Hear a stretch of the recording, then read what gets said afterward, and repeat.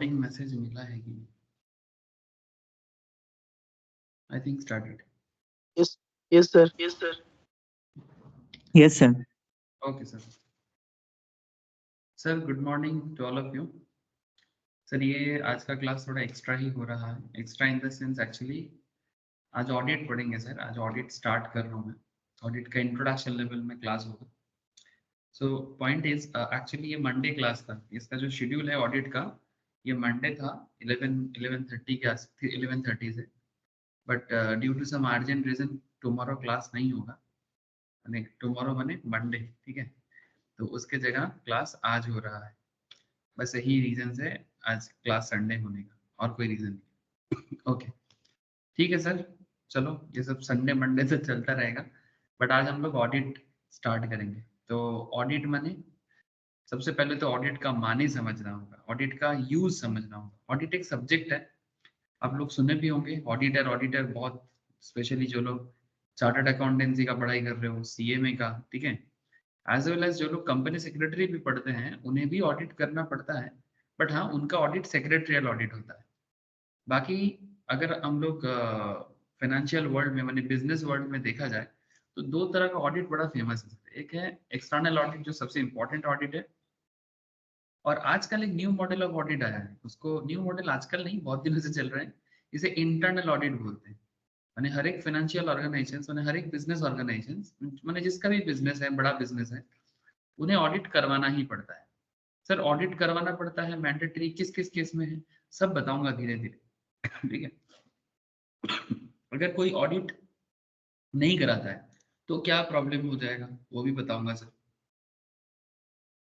लेकिन सबसे पहले तो आपको ये समझना पड़ेगा कि ऑडिट क्यों पढ़ना है, ऑडिट पढ़ने का रीजन क्या है ना. ये सब बात पहले समझो, फिर बाकी बात करते हैं आपसे. अच्छा, स्क्रीन शेयर है क्या, देखो तो एक बार.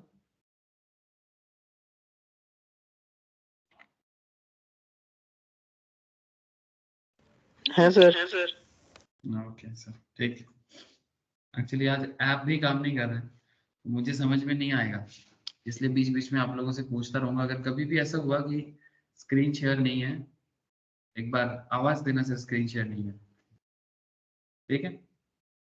अच्छा देखो, तो आज जिस टॉपिक में बात करेंगे इसका नाम है nature, objective and scope of audit. ठीक है सर, ये ऑडिट का एकदम बेसिक एरिया है. एग्जाम में क्वेश्चन पूछते हैं सर, चार्टर्ड अकाउंटेंसी में एज वेल एज सीएमए में बेसिक्स ऑफ ऑडिट से काफी क्वेश्चंस होता है. तो बेसिक्स ऑफ ऑडिट को सीएमए में तो बेसिक से काफी क्वेश्चंस होते हैं. अगर मैं सीएमए का बात करूं तो बेसिक से बहुत क्वेश्चन होता है. हाँ, सीए का ऑडिट का क्वेश्चन का लेवल थोड़ा सा हाई फाई होता है. ठीक है, लेवल थोड़ा सा हायर लेवल होते हैं. इसका मतलब ये नहीं कि सीएमए का क्वेश्चन इजी एकदम होता है, लेकिन कंपेरेटिवली इजी है. ठीक है. अच्छा सर, सीए में दोनों ही ऑडिटर बन सकता है? नहीं सर, नॉर्मली जो फाइनेंशियल ऑडिट का मैं बात कर रहा हूँ, जो स्टैट्यूटरी ऑडिट है, फाइनेंशियल ऑडिट जिसको हम लोग स्टैट्यूटरी ऑडिट बोलते हैं, ये स्टैट्यूटरी ऑडिट सिर्फ चार्टर्ड अकाउंटेंट ही बन सकता है. मैंने जो ऑडिट रिपोर्ट मैंडेटरी होता है एज पर गवर्नमेंट रूल. ठीक है, जिसे स्टैट्यूटरी ऑडिट भी बोला जाता है. Statutory audit only chartered accountant can do. मैंने चार्टर्ड अकाउंटेंट के सर्टिफिकेशन चाहिए होता है हर बिजनेस को. मैं दिखाऊंगा आपको, प्रैक्टिकली दिखाऊंगा. लेकिन सर सीएमए क्या करता है? सर सीएमए का भी रोल प्ले है. इनका एक स्पेशल ऑडिट होता है, मैंने एक दिन जो सिर्फ सीएमए कर सकता है और कोई नहीं कर सकता, उसे कॉस्ट ऑडिट कहते हैं. सर उसके बारे में भी बात करेंगे. हाँ सर, ऑडिट क्लास में उसके बारे में भी दोनों को जानना पड़ेगा. ठीक है, कि कॉस्ट ऑडिट क्या होता है एंड किस तरह से क्या होता है वो भी मैं आगे आगे बताऊंगा जब टाइम आएगा. लेकिन सर ऑडिट का जो बेसिक स्ट्रक्चर है, चाहे वो सीए का हो सीएमए का हो, दोनों को करना है. There is another type of audit जिसे इंटरनल ऑडिट कहते हैं. सर क्या ऑडिट कहते हैं? Internal audit. मैंने मार्केट में अगर देखा जाए, मार्केट इन द सेंस ये जो प्रैक्टिसिंग वर्ल्ड है, प्रैक्टिसिंग माने आप लोगों को पता है ना कि चार्टर्ड अकाउंटेंट या कॉस्ट अकाउंटेंट बनने के बाद आप लोग अपना चार्टर्ड फार्म ओपन कर सकते हो, है ना. कर सकते हो नहीं, करोगे जरूर, बिल्कुल करोगे. तो चार्टर्ड फार्म हो या कॉस्ट फार्म हो, वहां पर आप लोग क्या करते हो, फार्म ओपन कर लेते हो. तो फार्म ओपन करके आप किसी कंपनी का अकाउंट्स वगैरह को मेंटेन कर सकते हो, और कंपनी आपको ही हायर करेगा अकाउंटिंग मेंटेन करने के लिए. फिर अकाउंट्स मेंटेन करने के बाद मैंने अकाउंट्स मेंटेन तो कंपनी का इंटरनल लोग करेगा जो कंपनी का अकाउंटेंट है, पर वो सब ठीक ठाक हो। हाँ बोलो सर। স্যার বলছি ফার্মটা অ্যাকচুয়ালি কি, ওটা একটু ডিফাইন করুন। ফার্ম মানে একটা মানে কিরম বলবো, একটা প্রফেশনাল সেটআপ। মানে এই ফার্মটা যখন কেউ চার্টার্ড ফার্ম বা কস্ট ফার্ম ওপেন করবে, যেমন ল ফার্ম হয় না, ল ফার্ম है, সেরকমই चार्टर्ड फार्म है, कॉस्ट फार्म है। तो फार्म का सिंपल काम इतना सा है कि फार्म में आप लोग, फार्म माने बेसिकली पार्टनरशिप फार्म या फिर सोल प्रोप्राइटरशिप बिजनेस। बेसिकली आप लोगों के पास স্যার डिग्री रहेगा। हाँ बोलो। কন্টেন্ট মানে हाँ ওটাই সিএমএই থাকবে ফর্মে, না ওটা একটা কোলাবোরেশন উইথ মেনি, नहीं মানে नहीं, যেমন কেউ চাইলে সিঙ্গেল তুই একাও খুলতে পারিস, মানে তোর তোর তোর ধর সিএমএ সার্টিফিকেশনস হয়ে গেল বা সিএ সার্টিফিকেশনস হয়ে গেল, তুই যদি চার্টার্ড অ্যাকাউন্টেন্সি পাস করে যাচ্ছিস বা সিএমএ পাস করে যাচ্ছিস, ইনস্টিটিউট অফ চার্টার্ড থেকে বা इन्स्टीट्यूट ऑफ कॉस्ट থেকে তোকে लाइसेंस নিতে হবে। लाइसेंस लिए, मतलब लाइसेंस लेने के बाद तुम लोग फार्म ओपन कर सकते हो। फार्म के अंदर क्या होता है कि वही चार्टर्ड फार्म या कॉस्ट फार्म, उनका बेसिक रिस्पॉन्सिबिलिटीज होते हैं। मतलब बेसिकली बिजनेस का क्या है, बिजनेस एक्चुअली फार्म को हायर करता है, उसका सारा auditing matter, taxation matter, GST related matter, हर तरह का फाइनेंशियल मैटर को करने के लिए, माने उसको हैंडल करने के लिए। तो इसलिए क्या होता है कि एक चार्टर्ड अकाउंटेंट, एक कॉस्ट अकाउंटेंट उस फार्म से निकल के क्या करेगा, कंपनी में आएगा और उसका अकाउंट्स को मेंटेन करेगा। तो क्योंकि हम लोग का आज का फोकस ऑडिटिंग है, तो ऑडिट किस चीज का होता है सर, अकाउंटेंसी का ही ऑडिट होता है। जो अकाउंट्स मेंटेन होता है, ऑडिट उसी चीज का होता है। माने अकाउंट्स कौन मेंटेन करेगा, जो कंपनी है वो मेंटेन करेगा, वहां पर जो उनका एम्प्लॉय है। हाँ, हो सकता है जो उनका एम्प्लॉय है वो भी कोई चार्टर्ड अकाउंटेंट पास करके गया हो या फिर कॉस्ट अकाउंटेंट पास करके कंपनी में जॉब कर रहा हो, लेकिन वो तो कंपनी का इंटरनल पार्टी हो गया ना। तो वो लोग सही काम कर रहे हैं कि नहीं कर रहे हैं, उसको देखने के लिए कंपनी क्या करते हैं, एक्सटर्नल फर्म को हायर करते हैं कि भाई आप चेक करके बताओ कि मेरा सारा अकाउंटिंग सिस्टम सही चल रहा है कि नहीं चल रहा है। इसके लिए अलग से इंटरनल ऑडिट हर एक कंपनी कराते हैं। इससे क्या होता है, अगर कोई गलती हो जाता है ना फार्म से, गलती इन द सेंस अकाउंटिंग में, मैंने अकाउंटिंग ट्रीटमेंट में या फिर बिजनेस में डेटा मैनेज करने में, तो वो सब इंटरनल ऑडिट में वो प्रॉब्लम सॉल्व हो जाता है। इससे क्या होता है, कंपनी के ऊपर पेनल्टी नहीं लगता, रूल तोड़ने का प्रॉब्लम उनके सर पे नहीं आता है। और स्टैट्यूटरी ऑडिट जब होगा, स्टैट्यूटरी ऑडिट माने जो फाइनल ऑडिट है, जिसके ऊपर बाहर के लोग, माने जो बेसिकली एकदम एक्सटर्नल ऑडिटिंग फर्म होता है, जो कंपनी को इंडिपेंडेंट रिपोर्ट देता है, ठीक है। और वही इंडिपेंडेंट रिपोर्ट दुनिया के लिए बहुत ही इंपॉर्टेंट हो जाता है, outside world as well as inside world, क्योंकि उस पे लोग आंख बंद करके भरोसा करते हैं कि इस रिपोर्ट में जो कुछ भी है हम उसे सही मानते हैं। तो इसलिए मार्केट में ये भी एक बहुत पॉपुलर कॉन्सेप्ट है इंटरनल ऑडिट, और ये काम सीए सीएमए दोनों कर सकते हैं। अगर आप मुझे बोलो तो ज्यादा कौन कर रहा है आजकल, तो ज्यादा सीएमए लोग कर रहे हैं, ठीक है।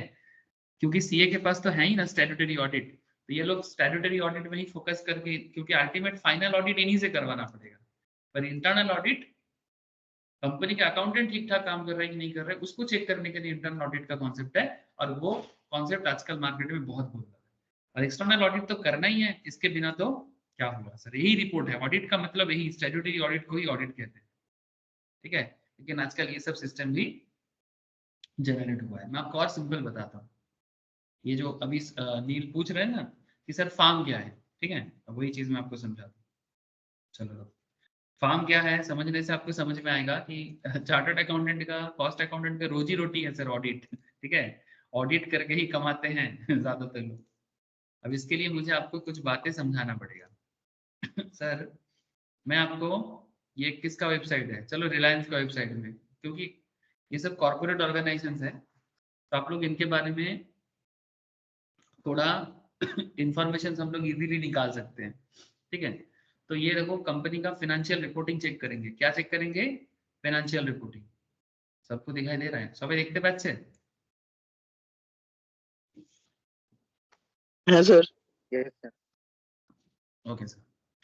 अब आप जरा सा फोकस इधर करें, यहाँ पर कंपनी का एनुअल रिपोर्ट है 2022-23 का, 21-22 का।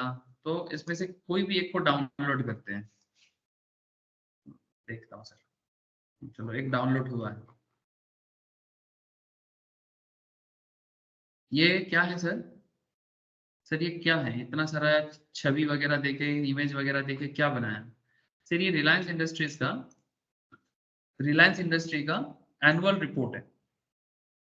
एनुअल रिपोर्ट में बेसिकली कंपनी अपने बिजनेस का करंट सिचुएशंस, उसका फ्यूचर ग्रोथ, आगे क्या करेगा, रेवेन्यू कितना कमा रहा है, ठीक है, इसका प्रॉफिट एंड लॉस का सिचुएशंस क्या है, ठीक है, ईबीआई टीडीए कितना होगा, रेवेन्यू का अपकमिंग ईयर में क्या हो सकता है, ये सारा इन्फॉर्मेशन एनुअल रिपोर्ट में बताते हैं। सर ये एनुअल रिपोर्ट किसको यूज होता है, कौन यूज करता है? सर एनुअल रिपोर्ट यूज कोई भी इन्वेस्टर या कोई कोई भी बैंक, ठीक है, जिनको भी कंपनी में इन्वेस्ट करना हो या लोन देना हो, उनको ये रिपोर्ट रीड करना होता है।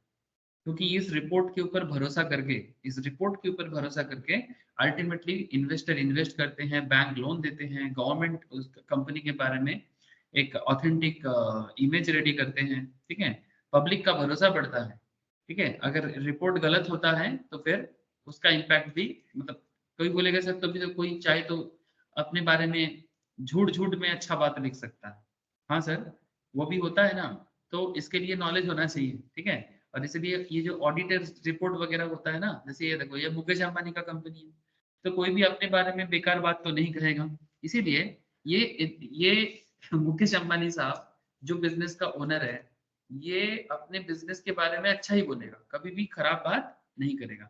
लेकिन इसके बिजनेस का सारा इंफॉर्मेशन, स्पेशली अकाउंटिंग इंफॉर्मेशन, जिसके भरोसे लोगों का पैसा टिका हुआ है, जिसके भरोसे लोगों का पैसा टिका हुआ है, इन्वेस्टर का पैसा टिका हुआ मैंने इन्वेस्टर इन्वेस्ट करेगा या नहीं, बैंक लोन देगा या नहीं, ठीक है, ये सारा खेल डिपेंड करते हैं, क्रेडिटर क्रेडिट में सामान देगा या नहीं, ये सारा खेल डिपेंड करते हैं ऑडिट रिपोर्ट के ऊपर। अब मैं आपको ये सब देखो, ये बस ये कंपनी अपने बारे में अच्छा बुरा सुंदर सुंदर बात लिख के रखता है इमेज प्रेजेंटेशन के साथ, बट मैं आपको जो दिखाने जा रहा हूँ आप ध्यान से देखना, बहुत बड़ा रिपोर्ट है, 267 पेज का रिपोर्ट है, बट मैं मुझे सिर्फ ऑडिट रिलेटेड मैटर चाहिए। हमें क्या चाहिए सर? ऑडिट रिलेटेड मैटर चाहिए, ये एकदम लास्ट ईयर का ही है, इस साल का भी निकल जाएगा कुछ दिन बाद।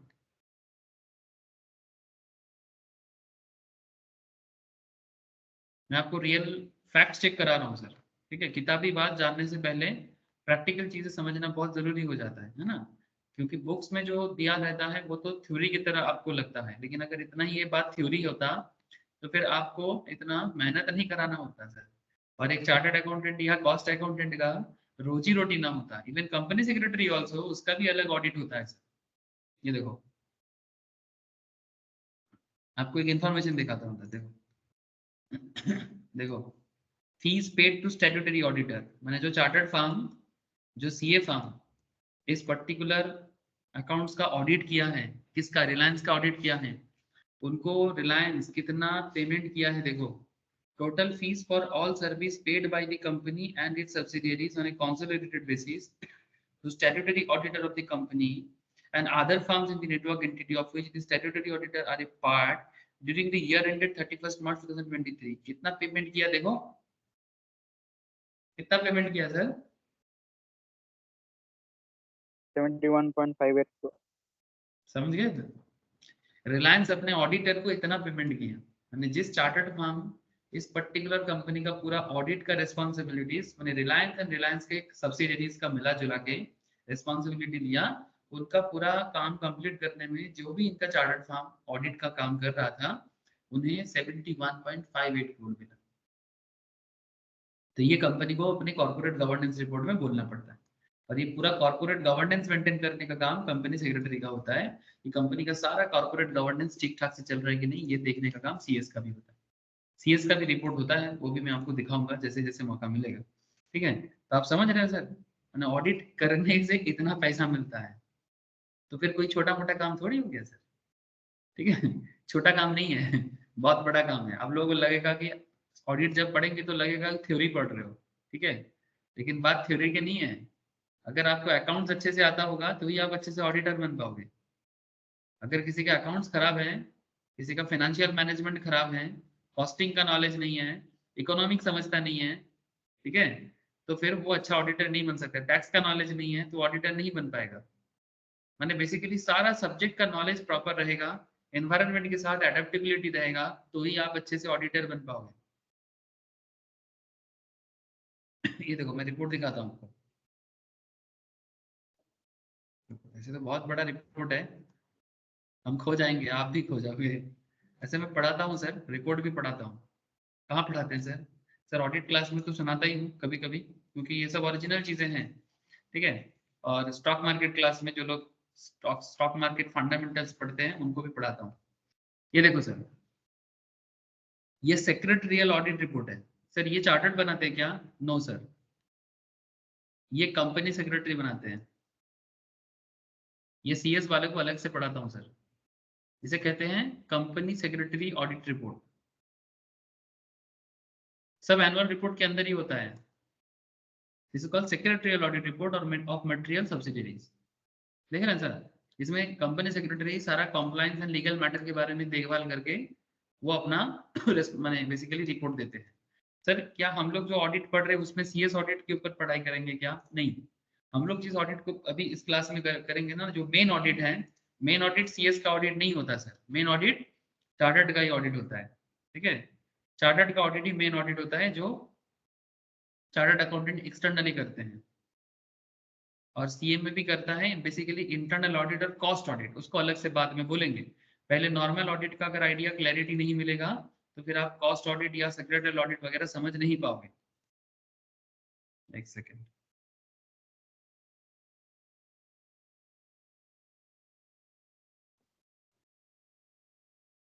ये देखो क्या लिखा है, इंडिपेंडेंट ऑडिटर्स रिपोर्ट दिखाई दे रहा है सर? इंडिपेंडेंट ऑडिटर्स रिपोर्ट कौन किया है सर?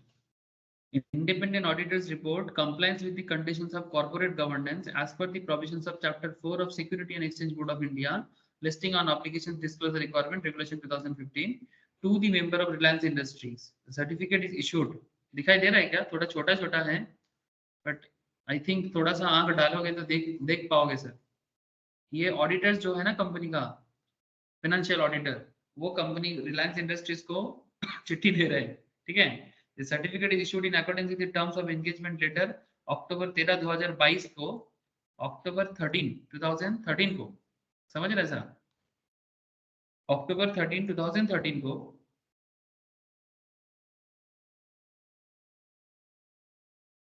उन लोगों को ऑडिट में रखा गया था। किस कंपनी को रखा गया था सर? ये बिग फोर है, बिग फोर। बिग फोर का नाम सुने आप लोग? बिग फोर में किसको ऑडिट रखा गया था? ये देखिए सर, डेलॉयट हस्किंस एंड सिल्स एलएलपी, मैंने बेसिकली डेलॉयट नाम सुना है आप लोग? पीडब्ल्यूसी, डेलॉयट, केपीएमजी एंड ईएनवाई, इनको बिग फोर फार्म कहा जाता है। सर इनके अलावा फार्म नहीं है क्या? अरे बहुत फार्म है, लाखों फार्म है, हजार फार्म है, लाख तो नहीं बोलेंगे, हजार फार्म है सर, ठीक है। लेकिन बिग फोर का नाम बहुत ज्यादा लोग बातचीत करने के टाइम पे कर लेते हैं, और बड़े बड़े कंपनीज का काम तो बिग फोर करते हैं। इंडिया में और भी बड़े बड़े फार्म है, ठीक है, जो बिग फोर जैसा ही है, बट ये इनका नाम एक साथ आता है। ये इंटरनेशनल चार्टर्ड फर्म है, मतलब दुनिया भर में वर्ल्ड वाइड जितना भी कंट्रीज हैं, ऑलमोस्ट सारे कंट्री में ही आपको बिग फोर का माने चार्टर्ड मिलेगा, उसके कंट्री के हिसाब से। जैसे अमेरिका जाओगे तो अमेरिका का सीपीए मिल जाएगा, इंग्लैंड में जाओगे तो वहाँ का एसीसीए मिल जाएगा, इंडिया में तो इंडिया का चार्टर्ड, पाकिस्तान में पाकिस्तान का चार्टर्ड, बांग्लादेश में बांग्लादेश का, नेपाल में नेपाल का। हर देश में उनके चार्टर्ड अकाउंटेंट को लेके कंपनी का काम करने का एक बहुत बड़ा फार्म है इनका, ठीक है। ये इंटरनेशनल है, ये चारों के चारों। लेकिन हम लोग हमारे आसपास में काफी चार्टर्ड फार्म या कॉस्ट फार्म देख पाते हैं, ठीक है। तो वहाँ वो लोग भी ऑडिट का काम करते हैं, ठीक है। लेकिन क्योंकि आप पूछ रहे हो तो मैं आपको थोड़ा बिग एरिया में बता रहा हूँ, क्योंकि रिलायंस का ऑडिट डेलॉयट कर रहा है। एटलीस्ट 22-23 का तो डेलॉयट नहीं किया, 22-23 का जो रिलायंस का ऑडिट है वो रिलायंस नहीं किया, और वो अपना रिपोर्ट यहाँ पर देखो रिलायंस को दे रहा है। ये देखो यहाँ पर साइन भी करके रखा है। अच्छा, सिर्फ एक चार्टर्ड फर्म नहीं है, 2 चार्टर्ड फर्म है, ये देखो। और इतना बड़ा कंपनी है तो एक फर्म से काम नहीं हो पाया। डेलॉयट की तरफ से अभिजीत ए डामले पार्टनर है, उनका मेंबरशिप नंबर, ठीक है। ये इंस्टीट्यूट ऑफ चार्टर्ड अकाउंटेंट से पास करने के बाद जिनको प्रैक्टिस करना होता है, अपना फार्म खोलना होता है, वो ये लाइसेंस नंबर निकालते हैं। For Chaturvedi and Shah LLP chartered accountants, similarly cost firm के लिए भी होता है, ठीक है, अलग से लाइसेंस नंबर देना पड़ता है। और ये देखो ये फार्म का रजिस्ट्रेशन नंबर है, ये देखो संदेश लधा, ठीक है, ये भी पार्टनर है इस पर्टिकुलर फार्म का। ये बहुत बड़ा फार्म है, उसमें एक पार्टनर है जिन्होंने रिलायंस का ऑडिट किया।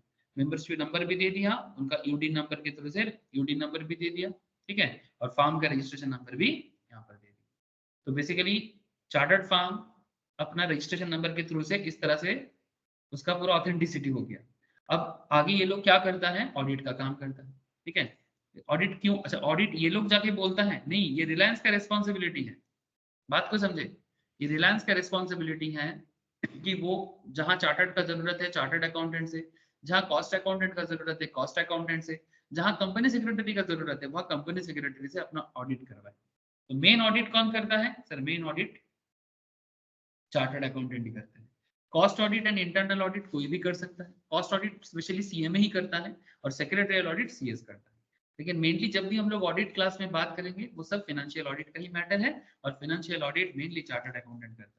लेकिन इसमें इंटरनल ऑडिट का भी मैटर आएगा, वो कोई भी कर सकता है। सब आगे आगे मैं और बोलूंगा आपको, आगे आगे मैं आपको और बताऊंगा। ये देखो यहाँ पर ऑडिटर्स रिस्पॉन्सिबिलिटीज के बारे में भी दिया है, ये सब हम लोग थ्योरेटिकली इसमें भी करेंगे, ठीक है, स्टडी नोट्स के अंदर भी पढ़ेंगे सर कि ये जो ऑडिटर का रिस्पॉन्सिबिलिटी क्या है, सब कुछ पालन कर रहा है कि नहीं कर रहा है, हर चीज इसमें इसके अंदर आपको मिले। इसका मेन काम क्या है बोलो तो, इसका मेन पर्पस है, ये जो रिलायंस अपना अकाउंट्स मैनेज करता है ना, देखो अब आपको मैं समझाता हूँ कि ऑडिट पढ़ने का पर्पस क्या है।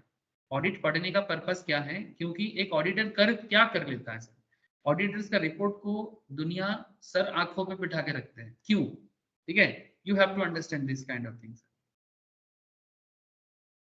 ये देखो ये क्या है, फाइनेंशियल स्टेटमेंट्स दिखाई दे रहा है। फाइनेंशियल स्टेटमेंट्स में सबसे पहले independence auditor report 308 number page में दे दिया, ठीक है। बैलेंस शीट 320 में है, statement of profit and loss 322 में है, statement of changes in equity 324 में है, कैश फ्लो 326 में है, और बाकी नोट्स है 328 में।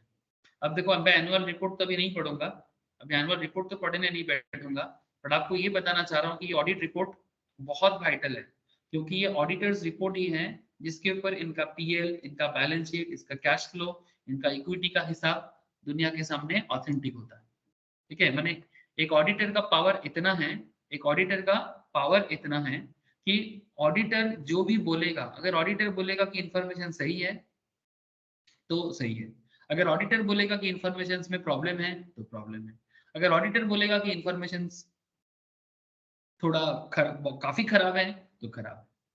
सर इंफॉर्मेशन खराब होने से क्या फर्क पड़ता है सर, बिजनेस को बहुत जोर का हैम्पर पड़ता है। ये देखो आगे आगे मैं आपको ये सभी चीज बताऊंगा कि ऑडिटर एक्चुअली इतना सारा चीज पढ़ने, मतलब ऑडिटर बनने के बाद, अच्छा ऑडिटर कैसे बना जाता है सर, चार्टर्ड अकाउंटेंट पास करने के बाद आप ऑडिटर कहलाओगे, ठीक है। सर कॉस्ट ऑडिटर कॉस्ट पे के बाद होता है, और सीएस के बाद आप कंपनी सेक्रेटरी ऑडिटर भी बन सकते हो।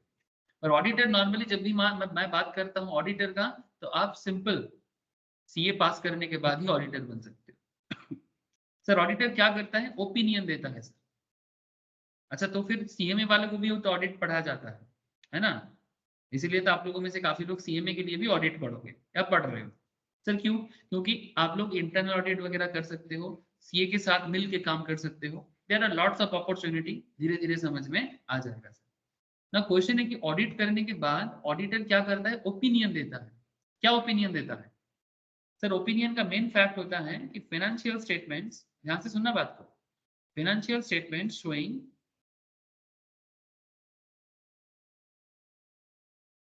true and fair view or not, true and fair view or not, financial statement true and fair view दिखा रहे हैं कि नहीं दिखा रहे हैं, इसके ऊपर ही ओपिनियन होता है। ये देखो यहाँ पर ओपिनियन दिया है कौन, डेलॉयट ने ओपिनियन दिया है, और देखो किसको दिया है, to the member of Reliance Industries. ये रिपोर्ट है, ऑडिट रिपोर्ट कैसे बनाते हैं ये भी पढ़ाया जाता है, ठीक है।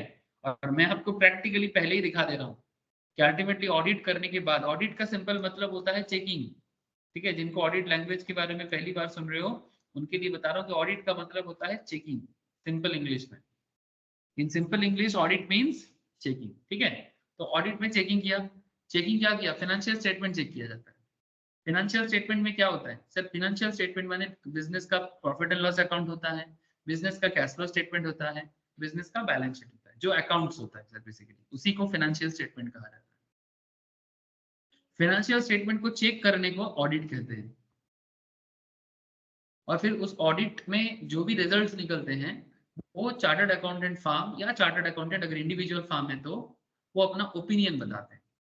और ओपिनियन का basic we have audited accompanying stand alone financial statement. Stand alone माने रिलायंस का, ओनली रिलायंस का, उसका सब्सिडरी का नहीं, which includes its joint operations which comprises the balance sheet as at 31st March 2023 and the statement of PL, ठीक है, and the statement of PL including other comprehensive income, statement of cash flow, ठीक है, state change in standalone financial statement including a summary of significant accounting policy and other explanatory information। मैंने as per accounting system जो follow करना चाहिए था, क्या रिलायंस ने सारा चीज फॉलो किया? अगर आंसर इज यस तो फिर वो रिपोर्ट में अच्छा रिपोर्ट देगा, अगर आंसर इज नो तो फिर वो रिपोर्ट में ऑब्वियसली थोड़ा सा चेंज रिपोर्ट देगा। सर ये रिपोर्ट पढ़ने के बाद मैं आपको बार बार बोल रहा हूँ, अगर किसी कंपनी का ऑडिट रिपोर्ट खराब निकलते हैं तो उसका इम्पैक्ट उसके बिजनेस के इन्वेस्टमेंट में, उसके बिजनेस के मार्केट बिजनेस स्ट्रक्चर में, शेयर मार्केट में, ठीक है, इवन ओवरऑल पूरा इकोनॉमिक सेगमेंट में उनको इम्पैक्ट पड़ता है। और अब आप बोलोगे सर तो फिर रिलायंस का इंफॉर्मेशन क्या निकलेगा? सर मुझे तो लगता है कि रिलायंस जैसे बिजनेस का इन ऑडिट रिपोर्ट में कोई भी खराबी निकालना उतना आसान नहीं है, क्योंकि बड़ा कंपनी है, हर डिपार्टमेंट के लिए लोग रखता है, तो ऑटोमेटिकली इनका बिजनेस ऑडिट रिपोर्ट अच्छा ही होगा। In our opinion, to the best of our information and according to the explanation given to us, the aforesaid standalone financial statement given the information required by the Companies Act 2013, मतलब companies act जो आप लोग law पढ़ते हो, company law, उसके हिसाब से सब कुछ मेंटेन है कि नहीं? ये देखो क्या लिखता है, the manners are required and give a true and fair view, देख रहे हैं sir, and give a true and fair view, this is the main objective of audit, कि सब कुछ true and fair है कि नहीं, in conformity with the Indian accounting standards prescribed under section 133 of the act, said with the companies and accounting rule 2015 and other accounting principles generally accepted in India and the state of affairs of companies act 30 company as per 31st March 2023, मैंने last year 2023 का मार्च महीने का last में company का profit, total income, सब कुछ as per company accounting standard, as per companies act है कि नहीं? मैंने सिंपल बात है सर, ज्यादा अभी समझ नहीं आ रहा है। जो लोग अभी देखो, आप लोग अभी ना तो पूरा अकाउंट सीख चुके हो, ना ही आप लोग कंपनीज एक्ट पूरा जान चुके हो, लेकिन जैसे जैसे आप लोग पूरा अकाउंट जान जाओगे, जैसे जैसे आप लोग अकाउंटिंग स्टैंडर्ड समझ जाओगे, जैसे जैसे आप लोग अकाउंटिंग कंपनीज एक्ट समझ जाओगे, आपको पता लग जाएगा कि रूल्स रेगुलेशंस प्रॉपरली फॉलो होना, उसको मेंटेन करना ही ऑडिटर को देखने का मेन काम है। और ऑडिटर ऑडिट करने जाएगा तो उनको पूरा नॉलेज होना चाहिए कि भाई सब कुछ ठीक है कि, अगर आपको पता ही नहीं है तो फिर आप क्या ऑडिट करोगे, हाथ करोगे, कुछ नहीं कर पाओगे। इसीलिए ठीक है, इसीलिए पूरा नॉलेज होना चाहिए, एक एक अकाउंट्स के बारे में, एक एक स्टैंडर्ड्स के बारे में, एक एक एक्ट के बारे में, तो ही जाके आप रिपोर्ट को सही या गलत बता सकते हो। ऐसे किसी को सही गलत तो नहीं बोला जाता, ओपिनियन दिया जाता है। 3-4 तरह का रिपोर्ट होता है, मैं आपको आगे आगे बताऊंगा कितना तरह का रिपोर्ट होता है, कब कौन सा रिपोर्ट दिया जाता है, ये सब बताऊंगा। और बाकी जो कुछ भी है सब सब ये ऑडिट करने का भी सिस्टम होता है, उसको स्टैंडर्ड ऑफ ऑडिटिंग में बोला गया है, ऐसे, ठीक है, उसी के बारे में आपको जानना है। कौन बनाता है? Institute of chartered accountants of India mainly, और स्टैंडर्ड ऑफ ऑडिट बनाता है, और गवर्नमेंट का corporate affairs, ministry of corporate affairs मिलके स्टैंडर्ड ऑफ ऑडिटिंग को डेवलप करता है। समझ रहे हैं? Similarly cost accounting standard, auditing standard भी है, वो कॉस्ट अकाउंटेंट्स के साथ मिलकर गवर्नमेंट ऑफ इंडिया बनाते हैं। सिमिलरली सेक्रेटरियल ऑडिटिंग स्टैंडर्ड्स भी हैं, वो कंपनी सेक्रेटरी इंस्टीट्यूट के साथ मिलकर गवर्नमेंट ऑफ इंडिया बनाते हैं। पर जब हम लोग बात करते हैं ऑडिट का, तो सिंपल बात आता है फाइनेंशियल ऑडिट का, और फाइनेंशियल ऑडिट में ये सब बात सिंपल आ जाएगा सर। मैं आशा करता हूँ कि आप लोगों को बात समझ में आ रहा है सर। हेलो, ব্যাপারগুলো বোঝা যাচ্ছে স্যার? কি হয়, কেন হয়, কে করে, কি জন্য করে, অডিট করে কি পাওয়া যায়? हाँ सर बोलो। अरे समझ में आ रहा है ये सर? नो हाँ सर। ओबे जी हाँ सर। नहीं, आप लोग हाँ सर। समझ पा रहे हो ना सर? हाँ सर। ये देखो सर, ये कंपनी ने अकाउंट्स को डेवलप किया, ठीक है,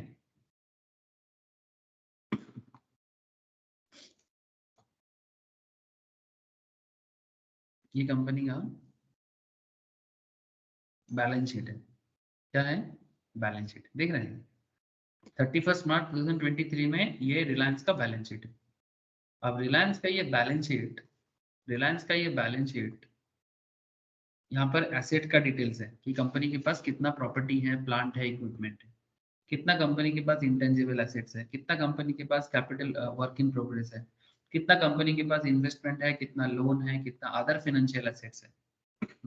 ना क्वेश्चन है कि सर डिजिट पुट करने के लिए तो कोई भी कुछ भी डिजिट पुट कर सकता है, बढ़ा चढ़ा के भी कर सकता है, कम करके भी कर सकता है ना, अपने मर्जी के हिसाब से भी बना सकता है। लेकिन बात मर्जी का नहीं है, ये कोई मर्जी का मैटर नहीं है कि आप अपने हिसाब से अकाउंट्स को रेडी करो दुनिया के सामने अच्छा दिखाने। It's not like that. ये जो भी इंफॉर्मेशन यहाँ पर कंपनी पुट करेगा, उसको मैंने कंपनी पुट करेगा माने कंपनी का जो अकाउंटेंट है, ठीक है। से फॉर एग्जांपल मैं आपको यहाँ आप लोगों में से ये एग्जांपल देता हूँ। मानो अभिजीत जो है ये कंपनी में जॉब करते हैं, रिलायंस में अकाउंटेंट है, ठीक है अभिजीत।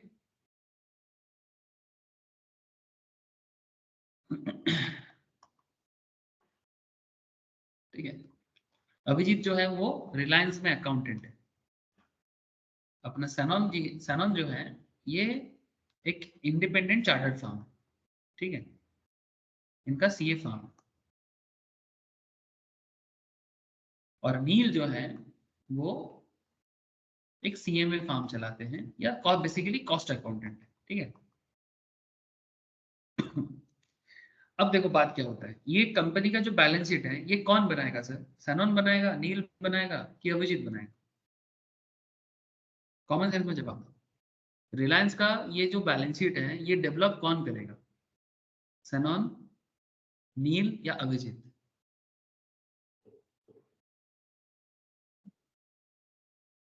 बोलो सर। सर अकाउंटेंट करेगा। अकाउंटेंट करेगा। Thank you. ठीक है, बेसिक क्वेश्चन है एकदम। तो इसको बनाने वाला कौन है? अभिजीत। मैंने एक्चुअली देखो यहाँ आपको इकोसिस्टम बता कि चलता कैसे है। तो अभिजीत का काम है ये सारे के सारे बैलेंस शीट को एकदम जर्नल एंट्री से लेके है फाइनल अकाउंट्स तक मेंटेन करना, फिर पूरा एक एक चीज मेंटेन करना। रिलायंस के अंदर जो भी डिटेल्स होगा उसका रिस्पॉन्सिबिलिटी अभिजीत का है ना। अब अभिजीत ये सारा चीज ठीक ठाक कर रहा है कि नहीं कर रहा है, इसको मतलब इसको चेक करने के लिए, मैंने अगेन इसको this is also checking, this checking is also auditing. इसको चेक करने के लिए रिलायंस को थोड़ा सा डाउट हो रहा है कि हो सकता है अभिजीत से कुछ गलती हो जाए। तो ताकि क्योंकि सैनन जो है सर वो एक्सटर्नल ऑडिटर के रूप में रिलायंस उनको अपॉइंट किया है। एक्सटर्नल ऑडिटर, एक्सटर्नल माने कंपनी का अंदर का नहीं, बाहर का है। तो एक्सटर्नल ऑडिटर सैनन है जो ईयर एंड में आके ऑडिट करके अपना रिपोर्ट देगा। जैसे अभी आपको मैं रिपोर्ट दिखा रहा था, डेलॉयट ने रिलायंस का ऑडिट रिपोर्ट बना के रिपोर्ट दी। सिमिलरली सैनन जो है या सैनन का जो फर्म है, ठीक है, सैनन का फर्म जो chartered firm audit external auditor है वो इसका रिपोर्ट चेक करके फाइनल बताएगा कि रिलायंस का सारा इंफॉर्मेशन ट्रू एंड फेयर है कि नहीं। नाउ नील जो कि कॉस्ट अकाउंटेंट है, अब कंपनी बता रहा है ठीक है अपना अकाउंटेंट, अच्छा ये जो अकाउंटेंट है इसका क्वालिफिकेशन सीए भी हो सकता है, सीएमए भी हो सकता है, एमबीए फाइनेंस भी हो सकता है, डजंट मैटर। ये कंपनी अपने हिसाब से रखता है, ठीक है। अच्छा नील जो है वो कॉस्ट फर्म चलाते हैं, अब वो भी अकाउंटेंट है। अब कंपनी के रिलायंस का मानना है काम करते हैं एक कॉस्ट फर्म से बात करते हैं, इनको बोलते हैं कि हमारा सारा चीज को इंटरनल ऑडिट कर दे। मैंने अभिजीत का जो भी अकाउंटिंग डेटा है जो कंपनी के लिए रिलायंस के लिए अभिजीत मेंटेन करता है, नील को अपॉइंट किया गया as an internal auditor. Internal auditor क्या करेगा? इंटरनल ऑडिटर रिलायंस में आएगा, अभिजीत के साथ मैच करके, मैंने अभिजीत के साथ बैठ के ही काम करेगा। अभिजीत इसको पूरा सपोर्ट देगा और नील इंडिपेंडेंटली इसको चेक करेगा, ठीक है। और जहां जरूरत होगा अभिजीत उनको सपोर्ट करेगा, ठीक है। और एक्चुअली नील अभिजीत को बोल देगा कि भाई आप यहाँ यहाँ चेक करो, ये सब गलत लग रहा है मुझे। नील मच मोर एक्सपर्ट है और वो कंपनी के बाहर का कंपनी के बाहर से ही है, लेकिन इंटरनल ऑडिटर है तो वो कंपनी के अंदर का अच्छाई के लिए आ रहा है। ये एक्चुअली क्रॉस चेकिंग करने के लिए। इसमें रिलायंस का जो चीफ है या रिलायंस का जो CFO है, चीफ फाइनेंशियल ऑफिसर है, उनको सुविधा हो जाता है कि कल जब सैनॉन रिलायंस में फाइनल ऑडिट के लिए आएगा तो सैनॉन किसी भी तरह का प्रॉब्लम में रिलायंस को ना डाल पाए और रिलायंस को ये कॉन्फिडेंस रहे कि मेरा सारा इंफॉर्मेशन तो सही है। समझेंगे नहीं, अल्टीमेट फाइनल रिपोर्ट सैनॉन नहीं देगा, लेकिन इस तरह से पूरा बिजनेस के अकाउंट्स को मेंटेन करने के लिए तीन-धारी तलवार की तरह बिजनेस का इंफॉर्मेशन चेकिंग होता है, फिर जाके एक्सटर्नली ये सब इंफॉर्मेशन मार्केट में अवेलेबल होता है और फिर वहां पर चार्टर्ड फर्म अपना या ऑडिट फर्म जो होता है वो अपना साइन या मेंबरशिप नंबर के थ्रू से उसको ऑथेंटिक करता है और इसी ऑथेंटिकेशन के बेसिस में इसी ऑथेंटिक जैसे ये डिलॉयट का रिपोर्ट है, इसी रिपोर्ट के बेसिस में इन्वेस्टर रिलायंस का रिपोर्ट को ऑथेंटिक मानता है। बैंक के पास अगर रिलायंस को लोन लेने जाना है तो बैंक भी इसको ऑथेंटिक मानेगा, मैंने भरोसा करेगा। मैंने ये कोई छोटा मोटा मैटर नहीं है ना सर, कोई 1-2 रुपया 100 रुपया 500 रुपये का मैटर नहीं है। रिलायंस के पास एसेट कितना है? 8,90,565 करोड़ का एसेट है, 8 लाख करोड़ का एसेट है। 8 लाख करोड़ का एसेट का हिसाब ऑथेंटिक करना कितना जरूरी है सर? समझ में आ रहा है सर? रिलायंस का मानना है कि मेरे पास 8 लाख करोड़ का एसेट है, रिलायंस का मानना है कि मेरे पास 4,79,094 करोड़ का इक्विटी है, ठीक है? तो ये इन्फॉर्मेशन कोई ऐसे ही थोड़ी आ गया, ऑब्वियसली कुछ हुआ होगा, लेकिन कोई इसको मैनिपुलेट ना कर पाए, कोई अपनी मर्जी से बढ़ा के या कम करके ना दिखा पाए, इसके लिए ऑडिट करना बहुत जरूरी हो जाता है। आई होप कि आप लोगों को ऑडिट का प्रैक्टिकल पर्पज समझ में आ रहा है। हाँ, यस सर। इसलिए होता है ऑडिट, ठीक है? अब आगे आगे मैं आपको थोड़ा किताबी स्टाइल में बात करूंगा, ठीक है? किताबी स्टाइल समझते हो ना, बुकिश लैंग्वेज में, ठीक है? किताब क्या बोलता है, nature, objective, scope of audit. देखो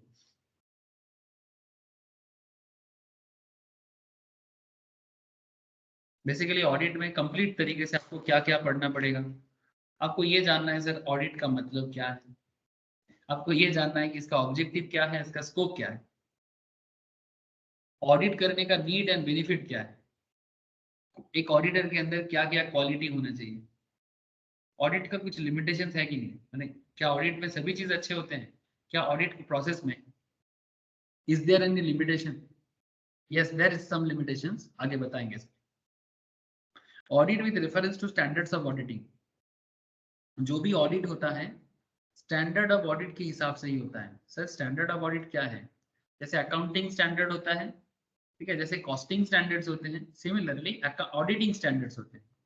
ये स्टैंडर्ड कौन बनाता है? Sir institute of chartered accountants of India in consulting with the government of India, ministry of corporate affairs, ये लोग मिलके ऑडिटिंग स्टैंडर्ड्स को डेवलप करते हैं। कैसे ऑडिट करना चाहिए, ऑडिट का प्रोसेस क्या है, वो सारा चीज स्टैंडर्ड्स में बताया जाता है, फिर उसके हिसाब से ऑडिट होता है। Don't worry, don't take load मत लो, बहुत सिंपल बात है, कुछ ज्यादा है नहीं सर। मैंने कुछ ज्यादा नहीं है इन द सेंस, है बहुत कुछ, लेकिन इतना भी कोई रॉकेट साइंस नहीं है, सिंपल है, लॉजिकल है, बस अंडरस्टैंडेबिलिटी चाहिए। चार्टर्ड अकाउंटेंट या कॉस्ट अकाउंटेंट बनने में या CS बनने के लिए बहुत बुद्धिमान नहीं होना नहीं चाहिए सर, पेशेंसफुल और सीखने का इच्छा होना चाहिए। आपके अंदर पेशेंस होना जरूरी है क्योंकि इतना पढ़ाई जो करना पड़ता है, और सेकेंडली आपके अंदर ना सीखने का, समझने का एक, क्या बोलते हैं सर उसको, सीखने समझने का एक इंटरेस्ट होना चाहिए, आग्रह होना चाहिए। बहुत ज्यादा बुद्धिमान नहीं, इतना बुद्धिमान हो के क्या करें, बुद्धिमान लोग यहाँ पर क्या करेगा, ये सब लाइन में ज्यादा बुद्धिमानी का काम नहीं, ठीक है? मैंने एकदम हाई फाई दिमाग वाले, इतना दिमाग वाले क्या करेगा इधर, कुछ नहीं कर पाएगा वो, मतलब वो तो मतलब इतना पेशेंस नहीं रख पाएगा। चलो सर, एंड इसे 200 ये भी मैं बताता हूँ, इसे क्या है, स्टैंडर्ड ऑफ ऑडिटिंग को इसे कहते हैं। इसे 200 के बारे में स्पेशल डिस्कशन भी करूँ। तो बेसिकली इस चैप्टर के अंदर हम क्या क्या पढ़ने वाले हैं इसका एक ओवरव्यू आपको मैं दिया, ठीक है? तो वही चीज आपको यहाँ पर समझाने के लिए कोशिश कर रहा हूँ कि किस तरह से होता है। जैसे मैं अभी आपको मैं रिलायंस के बारे में बात कर रहा था, तो यहाँ पर देखो एक केस स्टडी दिया है। Sameer, a young CA aspirant, takes interest in events happening around him, business and financial dealings of corporate world. Corporate world में लाइक रिलायंस, इन्फोसिस, टीसीएस, अलग अलग कॉर्पोरेट वर्ल्ड में बिजनेस हो रहा है, फाइनेंशियल डीलिंग्स हो रहा है। ये सब चीजों में समीर को बहुत इंटरेस्ट है।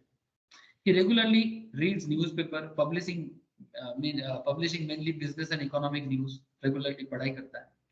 He also keeps track of particularly such news on social media handles, even Twitter, Facebook, यहाँ पर किस तरह का न्यूज़ है वो भी वो रेगुलर फॉलो करता है। During last 1 year or so, he has seen audited financial result of many companies, जैसे आपको मैं अभी दिखा रहा था, ठीक है, audited financial result of many companies listed on stock exchange, being published in newspaper में भी पब्लिश होता है। He also visited websites of some companies to go through their annual reports, जो मैं आपको दिखा रहा था। हाँ sir, the annual report also connected with contain audit report signed by chartered accountant as auditor of companies, है ना, यही चीज आपको मैं दिखा रहा हूँ।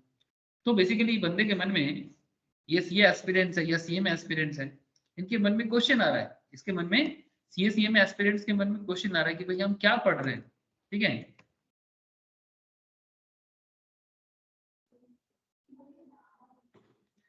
He was also eagerly tracking financial results of an IT company, माने कंपनी का जो फाइनेंशियल रिजल्ट्स आता है, जो स्टॉक मार्केट में इन्वेस्टमेंट में आपको हमेशा बोलता हूँ, देखो बात में स्टॉक मार्केट आ जाता है, ठीक है। जैसे रिसेंटली कुछ लोगों ने कुछ स्टॉक में पैसा लगाया था, वैसे मैं आपको बताता हूँ, IRED, ये रिसेंटली बहुत ही अच्छा हिट किया सर, हम लोग स्टॉक मार्केट क्लास में एनालिसिस भी किए थे, और जैसा सोचा था उससे, मैंने सोचा था डबल होगा, ये तो 3 गुना ज्यादा रिटर्न दे दिया। ज्यादा पुराना बात नहीं है सर, 1 महीना पुराना बात है, स्टॉक मार्केट क्लास में मैं डिस्कस कर रहा था इसके बारे में। तो जब मैं इसके बारे में डिस्कस कर रहा था स्टॉक मार्केट क्लास में, तो इसमें Indian renewable energy development agency limited, ये गवर्नमेंट ऑफ इंडिया का ही एक सब्सिडरी है, रिन्यूएबल एनर्जी में काम करता है। मैं आपको शेयर के बारे में ज्यादा नहीं बोलूंगा, ठीक है, मैं बस इतना कहना चाहता हूँ कि इसका शेयर मार्केट में जब आया था ना, इसका शेयर का दाम था 30 रुपीज, और ये शेयर जिस दिन स्टॉक मार्केट में लिस्टेड हुआ डबल से भी ज्यादा दाम में लिस्टेड हुआ, माने अराउंड 70-80 रुपीज में लिस्टेड हुआ, और उसके बाद लास्ट 1 मंथ में इस तरह का रैली दिया सर, मैंने 30% एक्चुअली इन्वेस्टमेंट किया था हम लोगों ने, जो लोग मार्केट का क्लास भी करता है पर शेयर में, तो 30% मैंने बेसिकली टोटल इन्वेस्टमेंट था 15,000 में 30% करके जितना शेयर आया था, और फिर वही शेयर 30 से चला गया सर 169 पे अभी चल रहा है, और लास्ट 1 मंथ में ये शेयर करीब 74% रिटर्न दिया है। कितना? 74%। सर क्या कहना क्या चाहते हो? सर कहना बस इतना चाहते हैं कि सर मैं जब इसके बारे में इंफॉर्मेशन लोगों को शेयर कर रहा था, तो मैं एक्चुअली इसका ऑडिट रिपोर्ट, ठीक है, इसका ऑडिट रिपोर्ट चेक कर रहा था, इसका फाइनेंशियल रिपोर्ट चेक कर रहा था, और ये सब चेक करके मुझे इसके बिजनेस के बारे में एक ऑथेंटिसिटी मिला, ठीक है, तब जाके मुझे लगा कि हाँ बिजनेस अच्छा जाएगा, और मैंने कॉन्फिडेंस के साथ बताया कि भाई आप आराम से इन्वेस्ट कर सकते हो, ठीक है। रिसेंटली और एक कंपनी के बारे में बताया, अब पता नहीं इसका क्या होगा, उस कल ही बता रहे थे क्लास में, कंपनी का नाम है क्या बोलते हैं इसको कंपनी का नाम है, कल ही सब अप्लाई किया,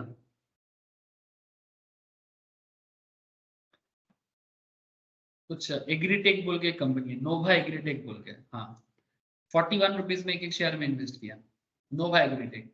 तो इसका मैं पूरा प्रोस्पेक्टस के थ्रू से इसका ऑडिट रिपोर्ट वगैरह पढ़ रहा था, पढ़ के मुझे लगा कि ठीक ठाक है कंपनी, खराब नहीं है, तो इन्वेस्ट किया जा सकता है। तो ये जो कॉन्फिडेंस आता है ना सर, ये कॉन्फिडेंस इसी तरह से आता है, ठीक है, तभी हम लोगों को बोल पाते हैं, और मैं ही क्यों, जो भी एनालिसिस का काम करते हैं, ठीक है, रिसर्च एनालिस्ट का काम करते हैं, उनको आना चाहिए। तो वही चीज आप लोग भी प्रोफेशनल चार्टर्ड बन रहे हो, सीएमए बन रहे हो, सीएस बन रहे हो, आप लोगों को भी इस तरह का चीजें आना चाहिए। तो वही चीज, he was also eagerly tracking financial results of an IT company, IT माने जैसे TCS, Infosys, etc. The annual audited results of the company were declared on one Friday evening. Company का annual results declare हुआ एक Friday evening. However, shares of company took a beating on Monday. हम लोग क्यों share market में, मैं जबरदस्ती नहीं जाता था, शेयर मार्केट हमारे पढ़ाई का एक अचूक, माने एक बहुत ही इंटीग्रल पार्ट है, इसलिए मैं काफी लोगों को बोलता हूँ शेयर मार्केट पढ़ो सर, ठीक है इसलिए नहीं बोलता कि शेयर मार्केट पढ़ के आप शेयर मार्केट में खो जाओ, इसलिए बोलता हूँ क्योंकि शेयर मार्केट का नॉलेज रहने से आपको बहुत फायदा है।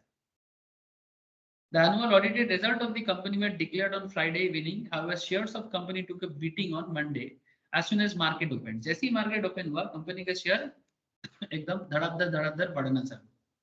तो इन्वेस्टर के मन में या समीर जैसे अभी नौजवान के मन में क्वेश्चन है, सर कंपनी का शेयर क्यों ज्यादा होगा? तो curiosity led him to find reasons for such an adverse market reaction. ठीक है, ये अचानक से क्यों गिर गया? ठीक है, धड़ाधड़ बढ़ा नहीं सर, सॉरी गिर गया। एडवर्स मार्केट रिएक्शन माने जैसा होना चाहिए था उसका ऑपोजिट में गया। So he got to know that audited profit of company were below market expectations. Company का प्रॉफिट मार्केट एक्सपेक्टेशन से खराब गया है। And auditors had remarked adversely on some matters which was not taken kindly by markets.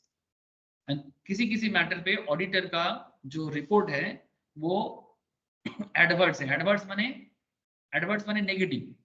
ठीक है, मैंने auditor को ठीक नहीं लगा कंपनी का बिजनेस का सिचुएशंस, जिस तरह से वो मेंटेन कर रहा है, काफी सारे डेब्ट का सिचुएशंस, एसेट का सिचुएशंस, कंपनी को काफी अच्छा नहीं ठीक मैंने ऑडिटर को ठीक नहीं लगा, इसलिए वो रिपोर्ट में एडवर्स बताया।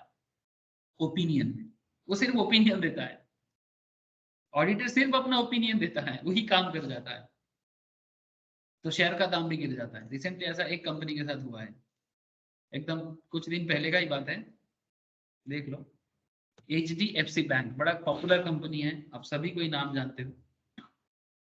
रिसेंट मार्केट एक्सपेक्टेशन जो था उसके हिसाब से HDFC बैंक परफॉर्म नहीं कर पाया, और क्योंकि परफॉर्म नहीं कर पाया तो HDFC बैंक का शेयर जो है ना सर, वो 1672 के आसपास चल रहा था, और एक्सपेक्टेशन सही ना होने के कारण धड़ाधड़ गिरता गया। और ये कब से हुआ जानते हो? ये लास्ट क्वार्टर का रिजल्ट निकलने के बाद। इसका लास्ट क्वार्टर माने दिसंबर क्वार्टर का इसका रिपोर्ट आया, एनुअल रिपोर्ट।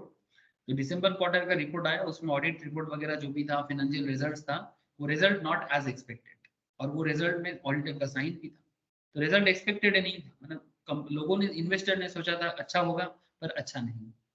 क्योंकि अच्छा नहीं हुआ तो ऑटोमेटिकली शेयर का दाम देखो 1672 में गिर के 1440 में अभी चल रहा है। ऐसे ये शेयर का दाम बढ़ जाएगा, ये भी हम लोग क्लास में एनालिसिस कर चुके हैं, ये फिर से बढ़ेगा।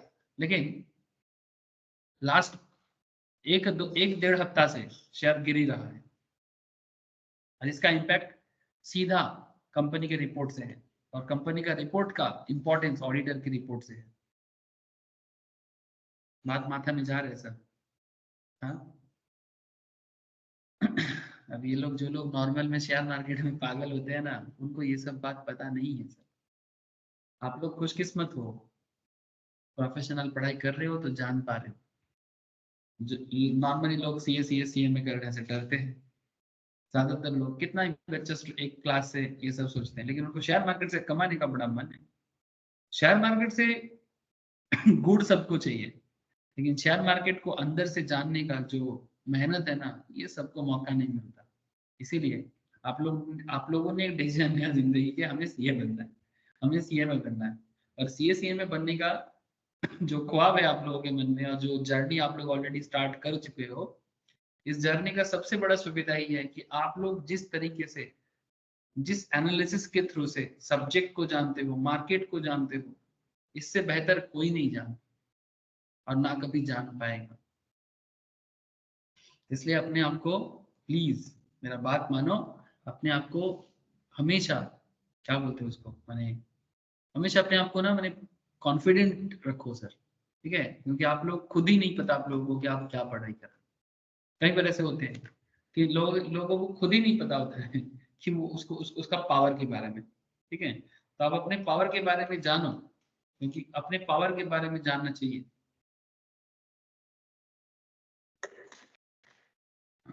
Don't underestimate the power of yourself, ठीक है? आगे देखो sir. So everything on auditors matters, एक शेयर का दाम गिरना ऑडिटर्स मैटर, तो बहुत सारी चीज इस तरह से इम्पैक्ट करता है, और जो आजकल यूथ को बड़ा मैंने जानने का उत्सुकता दे रहा है। और बात सिर्फ यूथ का नहीं है, बात तो सबके लिए है।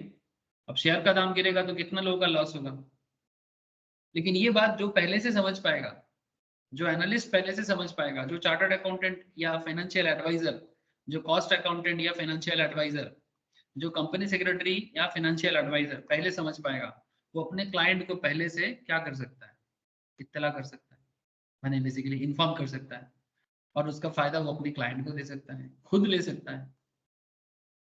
So one of his uncles was expanding business. यहाँ पर खेल क्या है, केस स्टडीज है, ये सब केस स्टडीज चल रहे हैं। वन ऑफ हिज अंकल्स माने समीर, जिसका केस हम लोग अभी डील कर रहे हैं, समीर का अंकल जो है वो अपना बिजनेस को एक्सपांड कर रहा है and needs funds to meet business expansion requirement. ये दूसरा केस है। समीर का अंकल बिजनेस को एक्सपांड कर रहा है और उनको फंड चाहिए बिजनेस का जो जरूरत है उसको पूरा करने के लिए। Anticipating urgent financial needs, he approached a bank. तो समीर का अंकल बैंक को गया। बैंक को जाने के बाद बैंक को बोल रहे कि हमें कुछ लोन चाहिए। तो बैंक का जो क्रेडिट ऑफिसर है, जिनके कहने पे एक्चुअली समीर के अंकल को लोन मिलेगा, the credit officer of bank requested for audited financial statement of past years. Suppose HDFC bank में लोन के लिए समीर का जो अंकल है वो विजिट किए। अंकल साहब HDFC बैंक को विजिट किए। HDFC बैंक में बैठा हुआ क्रेडिट ऑफिसर जो लोन पास करेगा, क्रेडिट ऑफिसर अंकल साहब को बोल रहे हैं कि ठीक है आपको लोन दे सकते हैं, कोई दिक्कत नहीं है, लेकिन आप अपना ना ऑडिटेड फाइनेंशियल स्टेटमेंट पास्ट 3 साल का लेके आओ,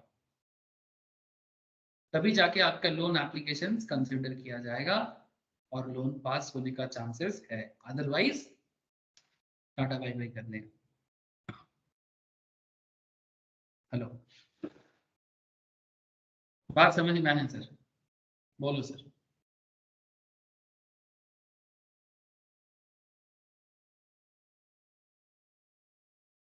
यस सर। सर हम बात समझ पा रहे हो? अभिजीत बुझते পারছিস? हाँ sir. He was also thinking that companies must be paying taxes on profit shown in their audited financial statement. A few months back, he was reading a news report pointing out substantial increase in the direct tax collections of government as highlighted in United Union budget. Sameer newspaper में देख रहा था, news channel में भी खबर आ रहा था, companies must be paying taxes on profit shown in their audited financial statement. A few months back, he was reading a news report pointing out substantial increase in direct tax collection of government. The government का tax collections बढ़ रहा है और government ने news में दिया कि company के अकाउंटिंग स्टेटमेंट के हिसाब से जो प्रॉफिट होता है उस प्रॉफिट के ऊपर कंपनी को गवर्नमेंट को कॉर्पोरेट टैक्स देना चाहिए। और यूनियन बजट में निर्मला सीतारमण, जो करेंटली हमारा क्या है सर, जानते हो ना? निर्मला सीतारमण कौन है?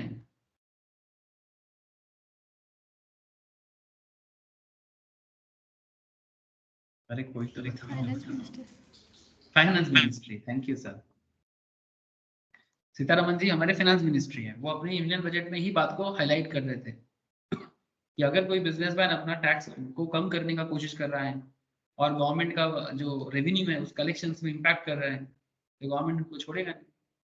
तो समीर को ये बात का भी नॉलेज हो गया।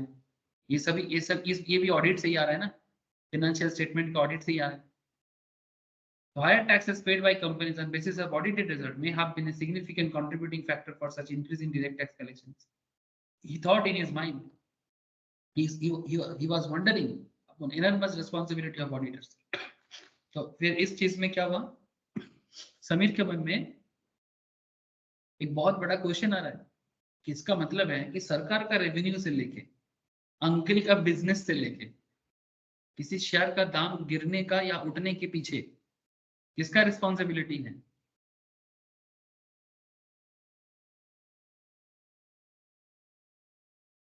ऑडिटर का। कौन बनता है ऑडिटर? पहले ही बोला, नॉर्मली चार्टर्ड अकाउंटेंट, बट हाँ there are some extension version like internal audit, cost audit, तो सीएम में भी ऑडिटर बन जाता है। सीएसपी करता है, हाँ there are some responsibility. Secretarial audit का भी एरिया काफी बढ़ रहा है। लेकिन हाँ अगर जब भी बात सिर्फ ऑडिटर का होता है तो चार्टर्ड का ही नाम आंख बंद करके आएगा। लेकिन सीए में भी ऑडिट का रोल प्ले करता है, उनका भी अच्छा खासा जगह है और सीएस का भी role play day by day auditor के सेक्रेटरियल ऑडिट के सेगमेंट में काफी डेवलप हुआ है. So I hope you all easily connect कि किस तरह का केस सिस्टम डेवलप होता है और ऑडिट कितना इंपॉर्टेंट एक कॉन्सेप्ट है. अगर ऑडिट ठीक ठाक से है, इकोनॉमी भी ग्रो करता है, नेशन बिल्डिंग भी होता है. So don't under estimate the power of audit. ठीक है, आगे जाके ऑडिटर बनोगे तो नेशन बिल्डिंग में हेल्प करोगे, है ना. देश के लिए कुछ करना है तो इसके लिए सिर्फ बॉर्डर में जाके गोली खाने से ही देश के लिए कुछ नहीं होता. देश के लिए देश के अंदर रह के भी किया जा सकता है. जैसे नेशन बिल्डिंग में ऑडिटर का रोल एक मतलब अचूक रोल है. अचूक रोल है मतलब अनडिस्प्लेस्ड रोल है सर. मतलब कोई इस जगह को कोई हिला नहीं सकता. इसलिए जब भी कोई बड़ा करप्शन होते हैं तो उसमें भी ऑडिटर का ही नाम आ जाता है. क्यों? उसको देश का गद्दार भी बोला जाता है, क्योंकि जो देश को बना सकता है वो बिगाड़ भी सकता है ना. तो इसीलिए high responsibilities comes with high power as well as high power comes with higher responsibilities. It's not a छोटा मोटा मैटर सर. ठीक है, ये कोई छोटा मोटा मैटर नहीं है. तो इस तरह से हम लोग क्या कर चुके हैं, ऑडिट पढ़ने के पीछे का वजह, ऑडिट एक्चुअली हमें क्या सिखाते हैं, ये सब बात हम लोगों ने किया. अब आपको मैं कुछ और वाइटल क्वेश्चन की तरफ लेके जा रहा हूँ. What do we mean by auditing? What is the nature and scope? What it includes and what it does not? What are its limitations? ठीक है, अब ये सब क्वेश्चन का आंसर धीरे धीरे आपको मैं बताऊं. सर ऑडिटिंग का ओरिजिन कब से, कब बना था, कहां से बना? सर इसका ओरिजिन आज नहीं है. It's a very primitive concept. Before we get understand the meaning and nature of auditing, let's travel back time to know about the origin of auditing. Auditing has existed even in ancient times. Ancient माने ऐतिहासिक कालों में, प्राचीन काल में. In many societies of world including India. और आप सबको मैं बहुत बार दिखाया कि हमारा भारत कोई 1947 में बना हुआ देश नहीं है. It's a very old civilization, very developed civilization. आज का भारत को देख के अगर आप भारत का जो सिचुएशन है उसको देख के अगर आप भारत को समझते हो तो आप गलत फहमी में हो. ये बात मैं हमेशा कहता हूं और इंस्टीट्यूट भी आपको यही कहना चाहता है. Try to understand your country's previous performance. क्या किए हैं हम लोग, क्या करके आए हैं हम लोग, और बीच में हमारे साथ क्या गड़बड़ हो गया. ठीक है, तो उस प्रॉब्लम से हमें निकलना है. जो हो गया वो हो गया, बट आगे ये 300 साल 400 साल में 500 साल में जो हुआ है भारत के ऊपर, जो फॉरेन इन्वेस्टर्स का अटैक, कॉलोनी बनना यूरोपियंस का, इस तरह का जो भी सिचुएशन हुआ है ना, ये गलती फिर कभी ना हो. क्योंकि इससे अब क्या हुआ, अल्टीमेटली हम लोग दुर्बल पड़ गए, हम लोग किसी का दास बन गए. ठीक है, और देश का इकोनॉमी, देश का स्टैंडर्ड गिर गया. हम लोग गरीब हो गए. अभी गरीब से मिडिल क्लास बनने का कोशिश कर रहे हैं, फिर मिडिल क्लास से रिच बनने का कोशिश में काफी लंबा समय लग जाएगा. लेकिन गलती हुआ है सर, किसी भी तरह से हो जाए गलती तो हुआ है, जो भी हो. तो आप लोग जो पढ़ाई कर रहे हो ना, सिर्फ अपने नौकरी के लिए नहीं कर रहे हो सर, आप अपने देश के लिए कर रहे हो.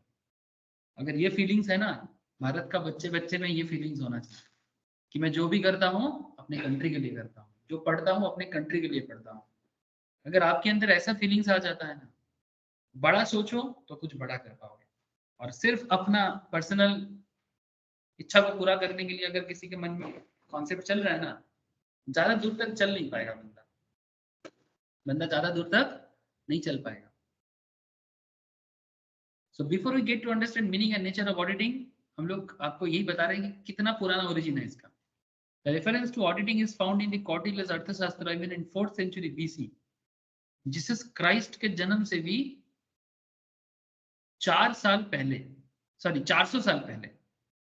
4th सेंचुरी माने आई थिंक 400 BC. ठीक है, माने 365 BC ऐसा भी कहा जा सकता है. माने बेसिकली कौटिल्य, माने शायद आप लोग कौटिल्य के बारे में नहीं जानते, क्योंकि आजकल कौटिल्य के बारे में बात हो रहा है तभी इंस्टीट्यूट आपको पढ़ाना है. इनको हम लोग आचार्य चाणक्य के नाम से जानते हैं। The Indian teacher and author. ये सिर्फ टीचर एंड ऑथर ही नहीं है सर, इनको चाणक्य नीति के नाम से भी जाना जाता है। अगर नहीं जानते तो जल्दी जानना कोशिश करो।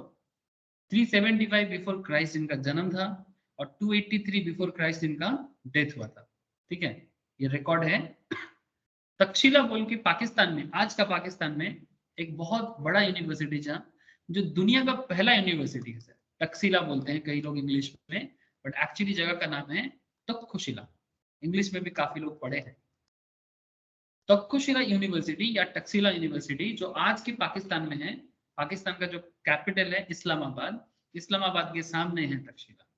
ठीक है, ये तक्षशिला भारत का ही एक राजा है, राम जी का वंशज है। आई थिंक लव या कुश का बेटा, मैंने राम का बेटा लव कुश, उसका बेटा तक्ष, राजा तक्ष के नाम पे जगह का नाम तक्षशिला पड़ा है। जानो सर, भारत का इतिहास को जानो, जरूरी है। और मैं नहीं बोल रहा हूँ, इंस्टीट्यूट भी बोल रहा है। ठीक है, गवर्नमेंट ऑफ इंडिया बोल रहा है। भारत का बच्चा बच्चा को जानना पड़ेगा। अगर अपने बारे में नहीं जानेगा ना तो कभी बन नहीं पाएगा। इसलिए भारत आगे नहीं बढ़ पा रहा है। स्वाभिमान एक चीज होते हैं, स्वाभिमान माने अपने बारे में अभिमान। ठीक है, जिसको बोलते हैं स्वाभिमान, माने इसका मतलब अहंकार नहीं, इसका मतलब अपने आप को कम ना समझना। स्वाभिमान का मतलब ये होता है कि don't under estimate your self. ठीक है, तो चाणक्य नीति, चाणक्य ने ही जो सम्राट अशोका को, सबसे पहले तो चंद्रगुप्त मौर्य को राजा बनाया था, फिर उन्होंने अशोका को राजा बनाया था और भारत को एक एक देश में जोड़ा था। और अलेक्जेंडर द ग्रेट, जिसको लोग ग्रेट बोलते हैं, मैं समझना नहीं ग्रेट कहाँ से है, जो लोगों को तलवार के पार से मारता है, ठीक है, मुंडी काटता है, वो ग्रेट कैसे हो सकता है? जो भी हो, अलेक्जेंडर का रास्ता को रोकने वाला भी यही था, जो पूरा दुनिया को जीत के इंडिया में पहुंचा था। ठीक है, उस अलेक्जेंडर को रोकने वाला जो दिमाग था वही थे चाणक्य। इसके ऊपर काफी सीरीज भी हुआ है, यूट्यूब में अवेलेबल है, मैं तो रिकमेंड करूंगा, जरूर देखना। ठीक है, चंद्रगुप्त मौर्य सीरीज का नाम है, यूट्यूब में मिलेगा आपको। 2007-8 का सीरीज है, बहुत अच्छा सीरीज है, हर बच्चा को देखना चाहिए। देखोगे सर? जरूर देखना, आपको काफी नॉलेज होगा। चंद्रगुप्त मौर्य, पुराना सीरीज देखना सर, नया वाला सब क्या राजा रानी और प्रेम दिखाते हैं, ये सब नहीं, ये एकदम कैसे भारत बना है वो दिखाता है, वैसा वाला वो पुराना सीरीज है। आई थिंक अराउंड 2007-2008 का सीरीज है, यूट्यूब में अवेलेबल है, फ्री में मिल जाएगा। करीब 100-150 एपिसोड होगा, दिन में आधा घंटा निकाल के देख लेना। आप बिलीव नहीं करोगे, आपका कॉन्फिडेंस लेवल, आपका देश के प्रति प्यार, अपने देश का इकोनॉमी के प्रति समझ, और किस तरह से फॉरेन अटैक को रोका जाता है, इकोनॉमी को कैसे डेवलप किया जाता है, ये हर चीज उसमें दिखा है। ऐसे क्योंकि किताब पढ़ने बोलेंगे तो पढ़ोगे तो नहीं, क्योंकि नॉर्मल किताब ही नहीं पढ़ते हो।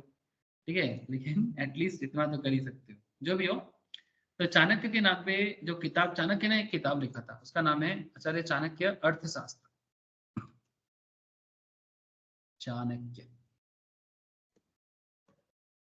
अर्थशास्त्र, ये किताब भी अवेलेबल है अमेजन में।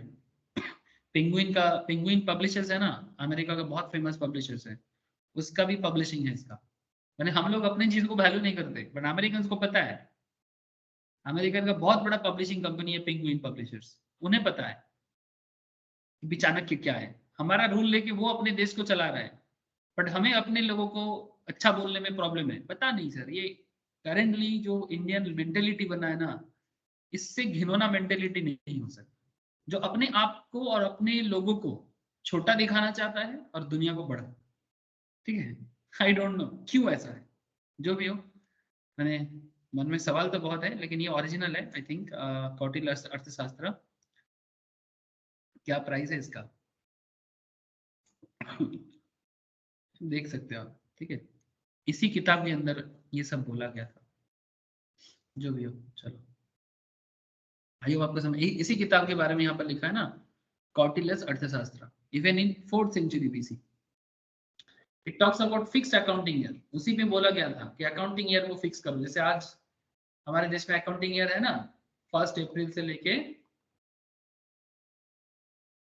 31 मार्च तक का जैसे अभी 2023 में चालू हुआ था और 2024 के 31 मार्च में खत्म हो जाएगा।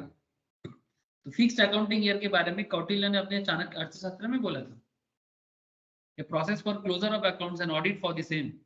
अकाउंट को क्लोज करना है और उसका ऑडिटिंग करना है, चेकिंग कि सब कुछ ठीक ठाक हुआ है कि नहीं। तो this concept is not a very foreign concept, ये कॉन्सेप्ट एकदम टिपिकल इंडियन कॉन्सेप्ट है जो दुनिया ने भी बाद में अपनाना। तभी पेंगुइन पब्लिशर्स उस नीति को पब्लिश भी किया है।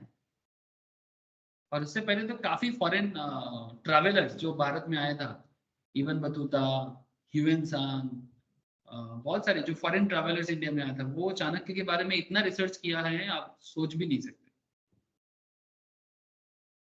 So concept of periodical checking माने जैसे every quarter में, every year there is a 4 quarter, every year there is a 4 quarter in a country, एक साल में 4 क्वार्टर होता है। जैसे इसलिए 4 क्वार्टर के हिसाब से क्या सिस्टम है, अप्रैल से जून का एक क्वार्टर बना देता है, फिर जुलाई से सितंबर का एक क्वार्टर बना देता है, फिर अक्टूबर से दिसंबर का एक क्वार्टर बना देता है, और जनवरी से मार्च का एक क्वार्टर बना देता है। तो इस तरह से हर क्वार्टर का, इसको बोलते हैं पीरियडिकल चेकिंग, मैंने अकाउंट्स को पीरियडिक चेक करो। इसीलिए आज भी हमारे देश में एवरी पीरियड में कंपनी का अकाउंटिंग रिजल्ट आता है। और ये जो मैं आपको भी दिखा रहा था एचडीएफसी बैंक का शेयर गिरने वाला बात, वो तो दिसंबर से मार्च क्वार्टर में हुआ था, सॉरी अक्टूबर से दिसंबर क्वार्टर में कंपनी का रिजल्ट खराब हुआ।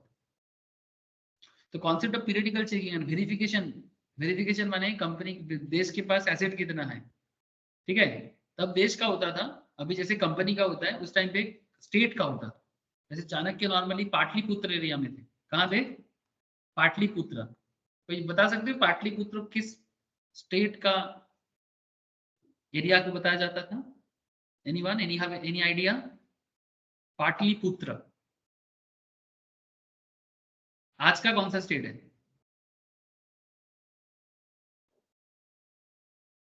कौन बोलेगा? अरे बोलो सर, ट्राई तो करो। पुराने जमाने में पाटलिपुत्र माने आज कौन सा स्टेट है?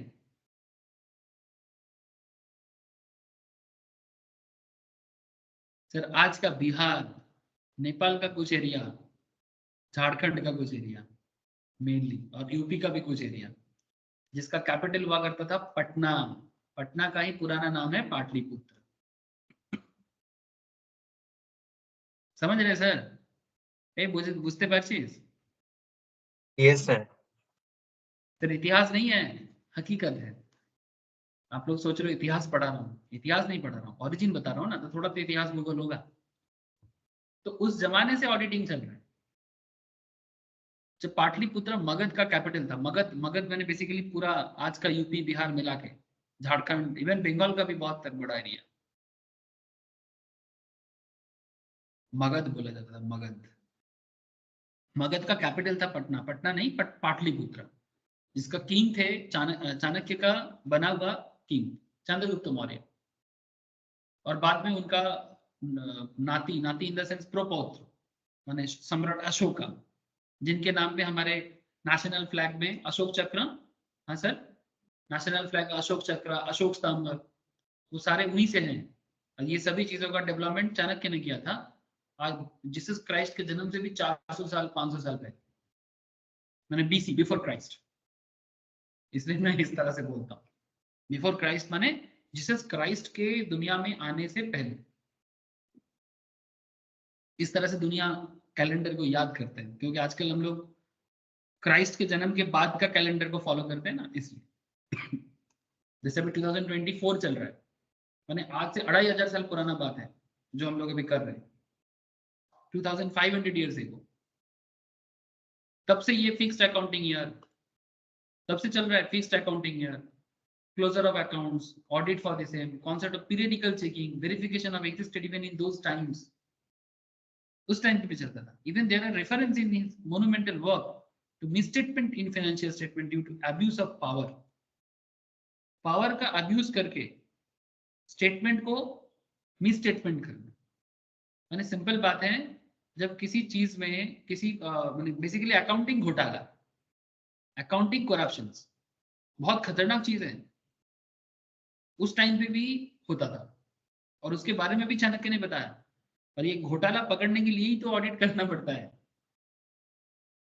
क्योंकि पुराने जमाने में बुरे लोग होते थे और वो बुरा लोगों का काम को पकड़ने के लिए सही लोगों को उसको सही करना पड़ेगा, क्योंकि देश को बेचने वाले के लिए गद्दार का कमी नहीं है। युग में आपको गद्दार मिल जाएगा। अलेक्जेंडर द ग्रेट जो इंडिया को अटैक किया था, तो अलेक्जेंडर अटैक इसलिए नहीं कर पाया था क्योंकि अलेक्जेंडर बहुत पावरफुल थे। अलेक्जेंडर इसलिए अटैक कर पाया था क्योंकि हमारे देश के अंदर गद्दार थे जो अलेक्जेंडर के पास बिक गया था, जिसके कारण फॉरेन इन्वेस्टर्स उस टाइम से धीरे धीरे बीच बीच में कभी एंटर करना चालू किया था, या जब जब बीच बीच में इंडिया में फॉरेन इन्वेस्टर्स आके अटैक किया, कोई ना कोई देश का गद्दार उसको हेल्प किया। और उसके लिए वो अकाउंटिंग मिसस्टेटमेंट से लेके हर चीज किया है, क्योंकि उसको भी तो गद्दारी करने के लिए भी तो पैसा चाहिए, और पैसा का गद्दारी करने के लिए वो अकाउंटिंग स्टेटमेंट में मतलब बेसिकली उनके पास पावर है और पावर का अब्यूज करके मिसयूज करके वो काम किया है। तो आपको नहीं लगता कि आज से 2500 years ago 2500 years ago approx, ठीक है, ज्यादा भी हो सकता है,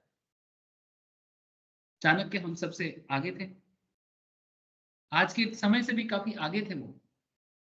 माने बेसिकली हमें लगता है कि ये प्राचीन काल है, हमें तो लगता है कि ये प्राचीन काल नहीं है। प्राचीन काल में तो हम लोग आजकल जी रहे हैं, जिस युग में हम लोग है ये प्राचीन काल लगता है, क्योंकि आजकल का सोच ज्यादा प्रिमिटिव माइंड के हैं, मॉडर्न नहीं। उल्टा उस जमाने में लोग ज्यादा मॉडर्न सोच पाते थे, स्पेशली चाणक्य जैसे लोग तो बहुत मॉडर्न सोचता, जो शायद अपकमिंग 1000 इयर्स भी मॉडर्न ही रहेगा, उसके अपकमिंग 1000 इयर्स में भी मॉडर्न रहेगा। माने इतना दूर का सोच रख पाते थे। काश हम लोग इनके कदम पे हैं, 4 कदम भी चल पाए। मैंने 4 तो बहुत ज्यादा बोल दिया, 1 कदम भी अगर चल लेंगे ना तो बहुत चल लेंगे सर। मैंने इन ऐसे लोगों का दिखा हुआ रास्ते में अगर 1 कदम भी इंडिया चल पाता है ना, एक स्टूडेंट भी चल लेते हैं ना, आप सोच भी नहीं सकते कि ग्रेट कंट्री कैसे बनता है। जैसे एक इंग्लिश में कहावत है कि, इंग्लिश में है कि हिंदी में भूल गया, बट एक मूवी का है सर, बोलता है कि कोई भी देश परफेक्ट नहीं होता, कोई भी देश परफेक्ट नहीं होता, उसे परफेक्ट बनाना पड़ता है। तो परफेक्ट बनाने के लिए ऐसे लोगों को फॉलो करना पड़ता है, उनके कहा हुआ चीजों पे चलना पड़ता है, तो जाके परफेक्ट बनता है। The word audit originate from the Latin word order. क्या नाम है सर? ऑर्डर। ऑडिट वर्ड जो आया है ये लैटिन फ्रेज ऑर्डर से है, मीनिंग टू हियर। मीनिंग क्या मतलब है ऑर्डर का? जैसे हम लोग बोलते हैं ना ऑडिबल, और ऑडिबल क्या होता है? सुनना। यहाँ पर भी बात वही है, सुनना। इन मेडिवल टाइम्स, मतलब मिडिल पीरियड में, middle period in the sense around 1500 से 1500 1600, मतलब मुगल पीरियड इन इंडिया, ठीक है, उसको मेडिवल पीरियड बोलते हैं। In the medieval times, auditors used to hear the accounts and read out to them to check that employees were not careless and negligent. मैंने basically accounts को पढ़ पढ़ के सुनाया जाता था, समझे सर?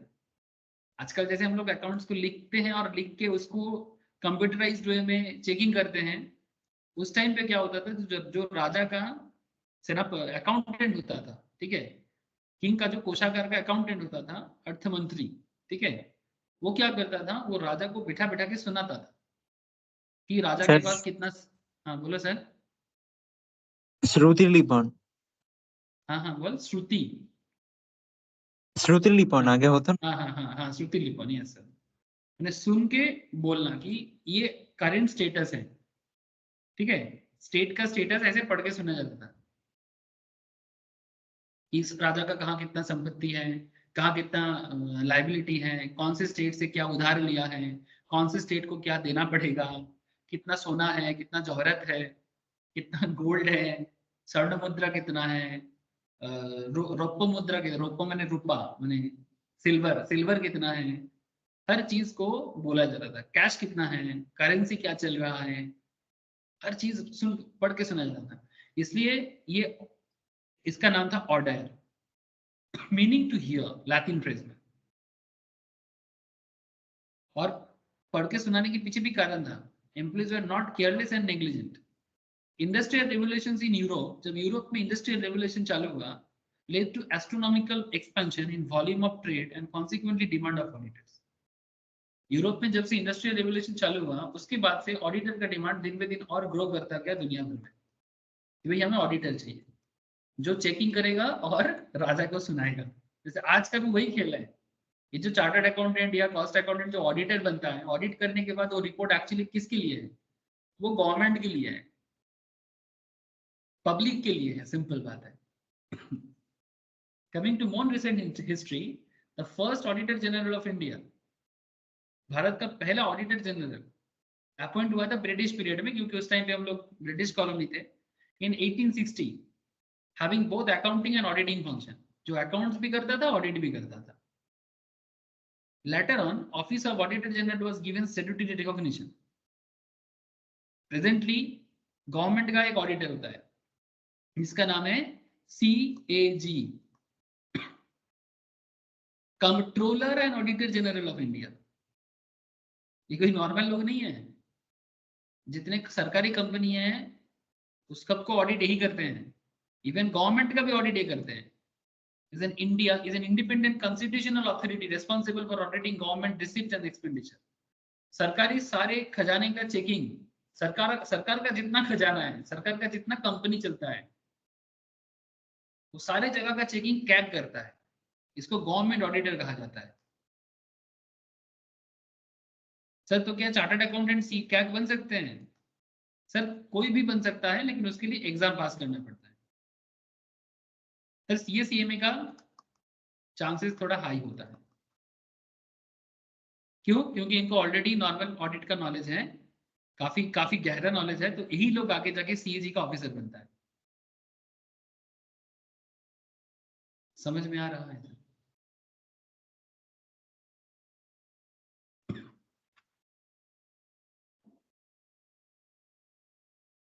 बोलो सर. इतिहास नहीं है, फैक्ट चेक हो रहा है. अब इसको अगर कोई बोलेगा कि हिस्ट्री चल रहा है, थ्योरी चल रहा है, वो उसका मर्जी. बट मुझे तो कहीं पर ये थ्योरी नहीं लग रहा है. आपको ऑडिट के बारे में पता होना चाहिए कि ऑडिट क्यों पढ़ रहे हैं, ऑडिट पढ़ के क्या फायदा. If you don't know this kind of things, then how you can use this auditing functions. Company में जाके ही क्या करोगे? The Institute of Chartered Accountants of India was established as a statutory body under an Act of Parliament in 1949 to regulation the professions of chartered accountancy in the country. Bharat में first time इसी को लाया गया 19. उसके बाद धीरे धीरे बाकी चीजों को देखने के लिए 59 में CWA मैंने आज का CMA, और उसके काफी बाद 1980 में कंपनी सेक्रेटरी को लाया गया. लेकिन 1949 में भारत का जो अकाउंटिंग सिस्टम को डेवलप करने के लिए चार्टर्ड अकाउंटेंसी को ही लाया गया. बेसिकली ये इंग्लैंड से ही कंट्रोल होता था पहले, लेकिन जब इंग्लैंड चला गया तो फिर हमारे देश में भी तो होना चाहिए. तो फिर हम लोग उसी चीज को बेसिकली फॉलो कर दिया. बस ये था इतिहास. Now what is the meaning? Definitions क्या है?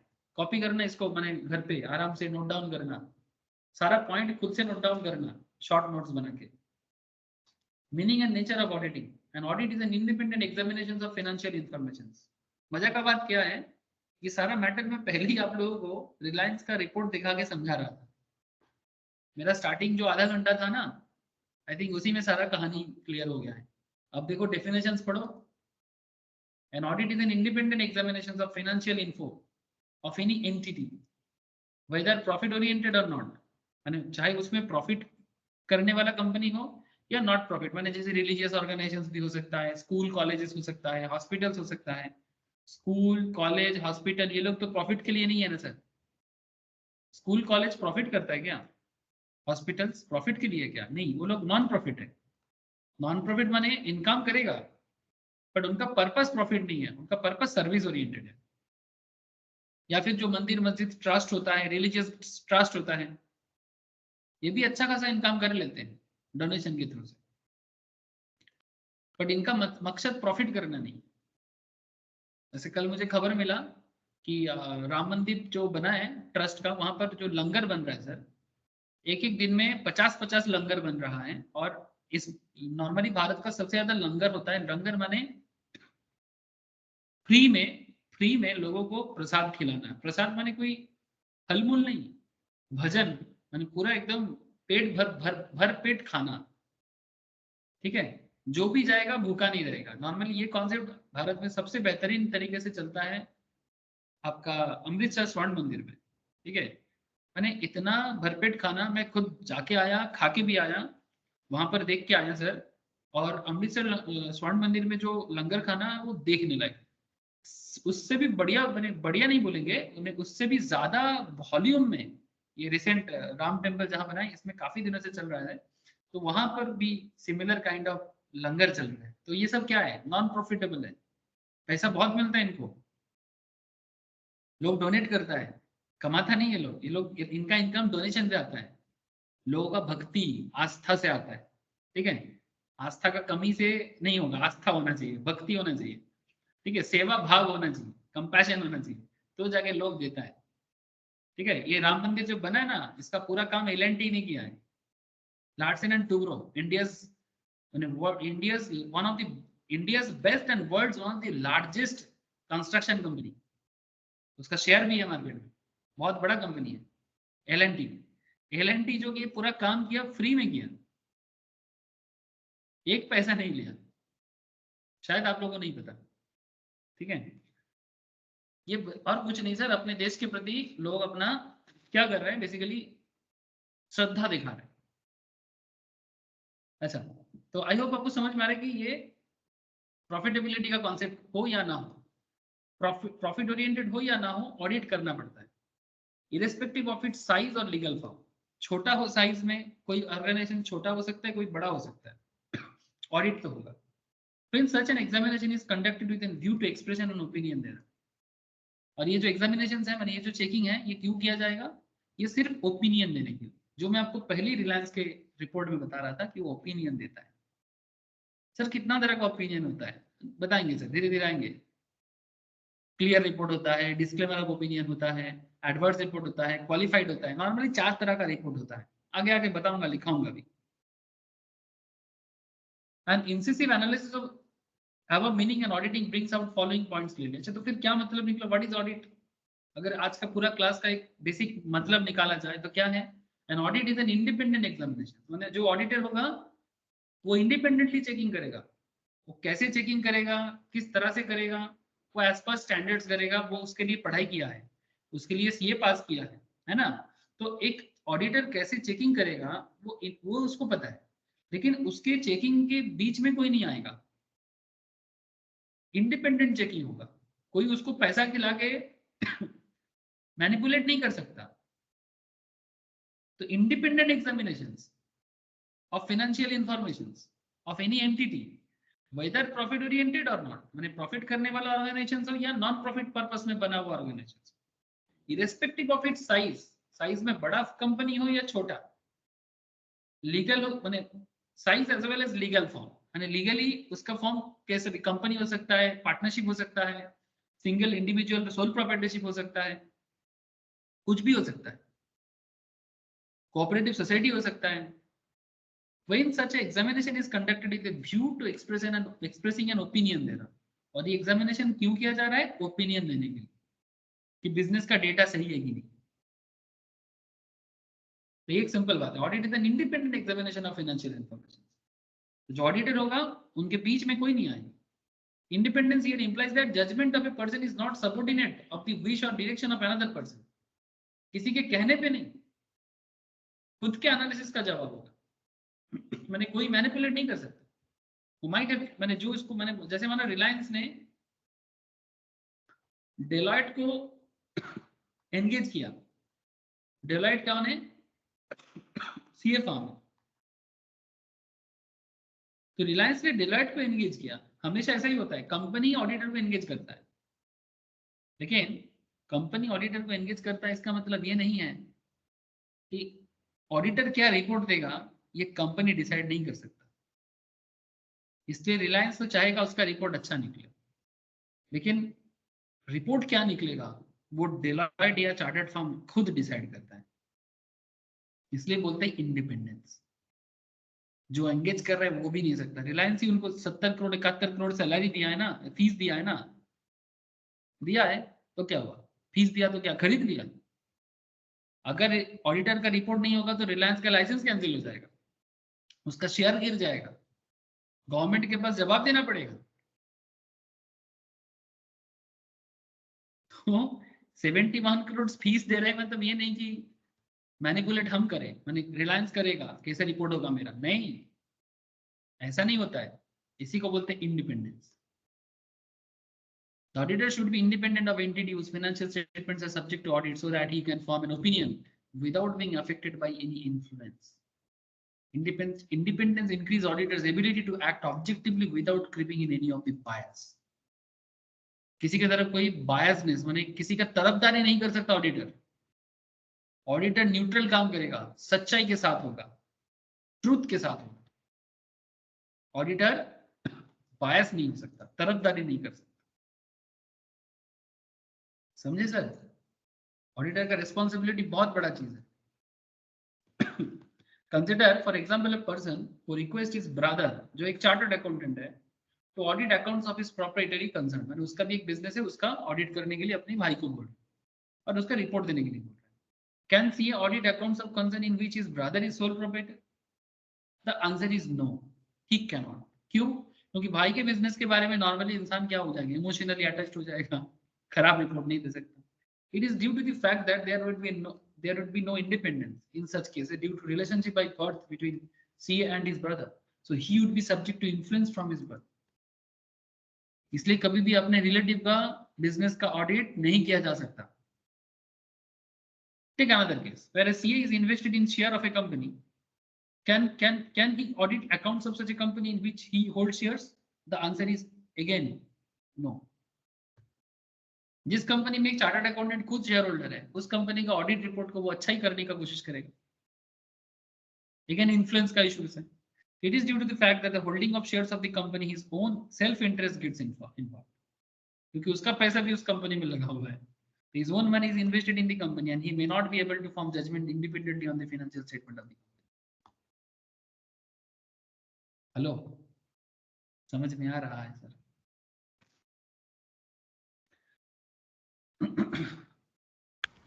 हाँ सर। इतिहास, भूगोल, विज्ञान सब पढ़ रहे हो, ठीक है? लेकिन एकदम माथा मजी सटकली करना है, ठीक है? माथा में एकदम सब घुसाना है और माथा को गरम भी करना है।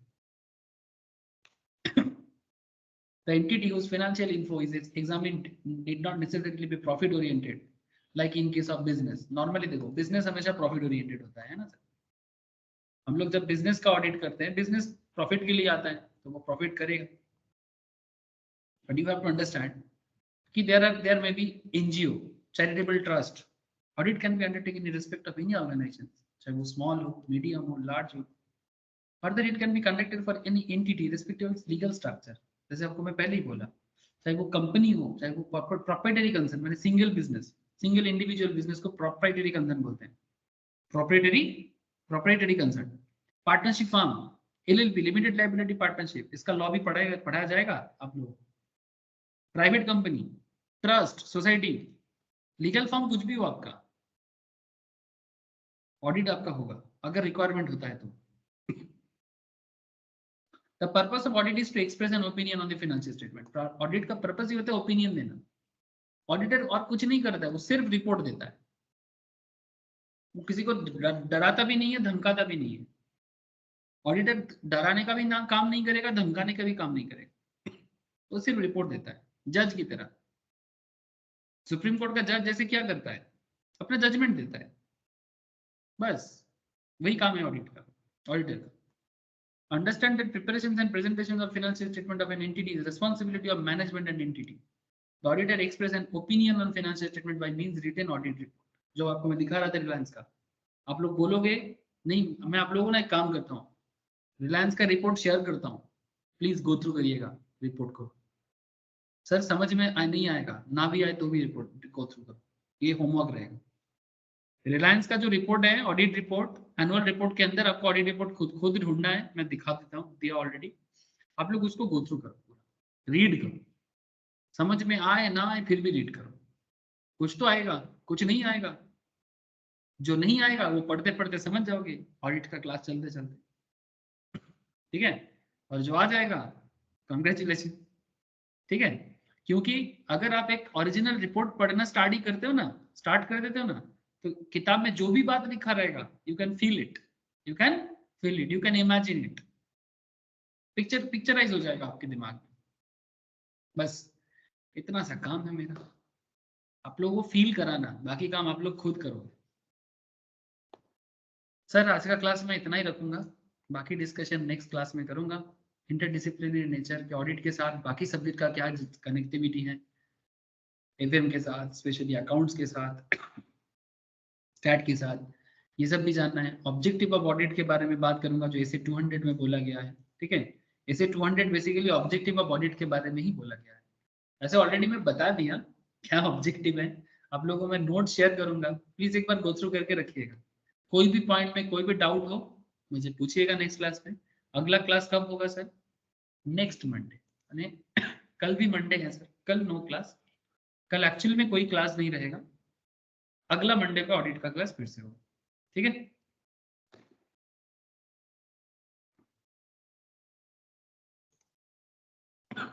Bye, सर, Thank you, sir. Okay sir, bye sir, Thank you, sir. Bye, sir. Thank you sir, bye sir.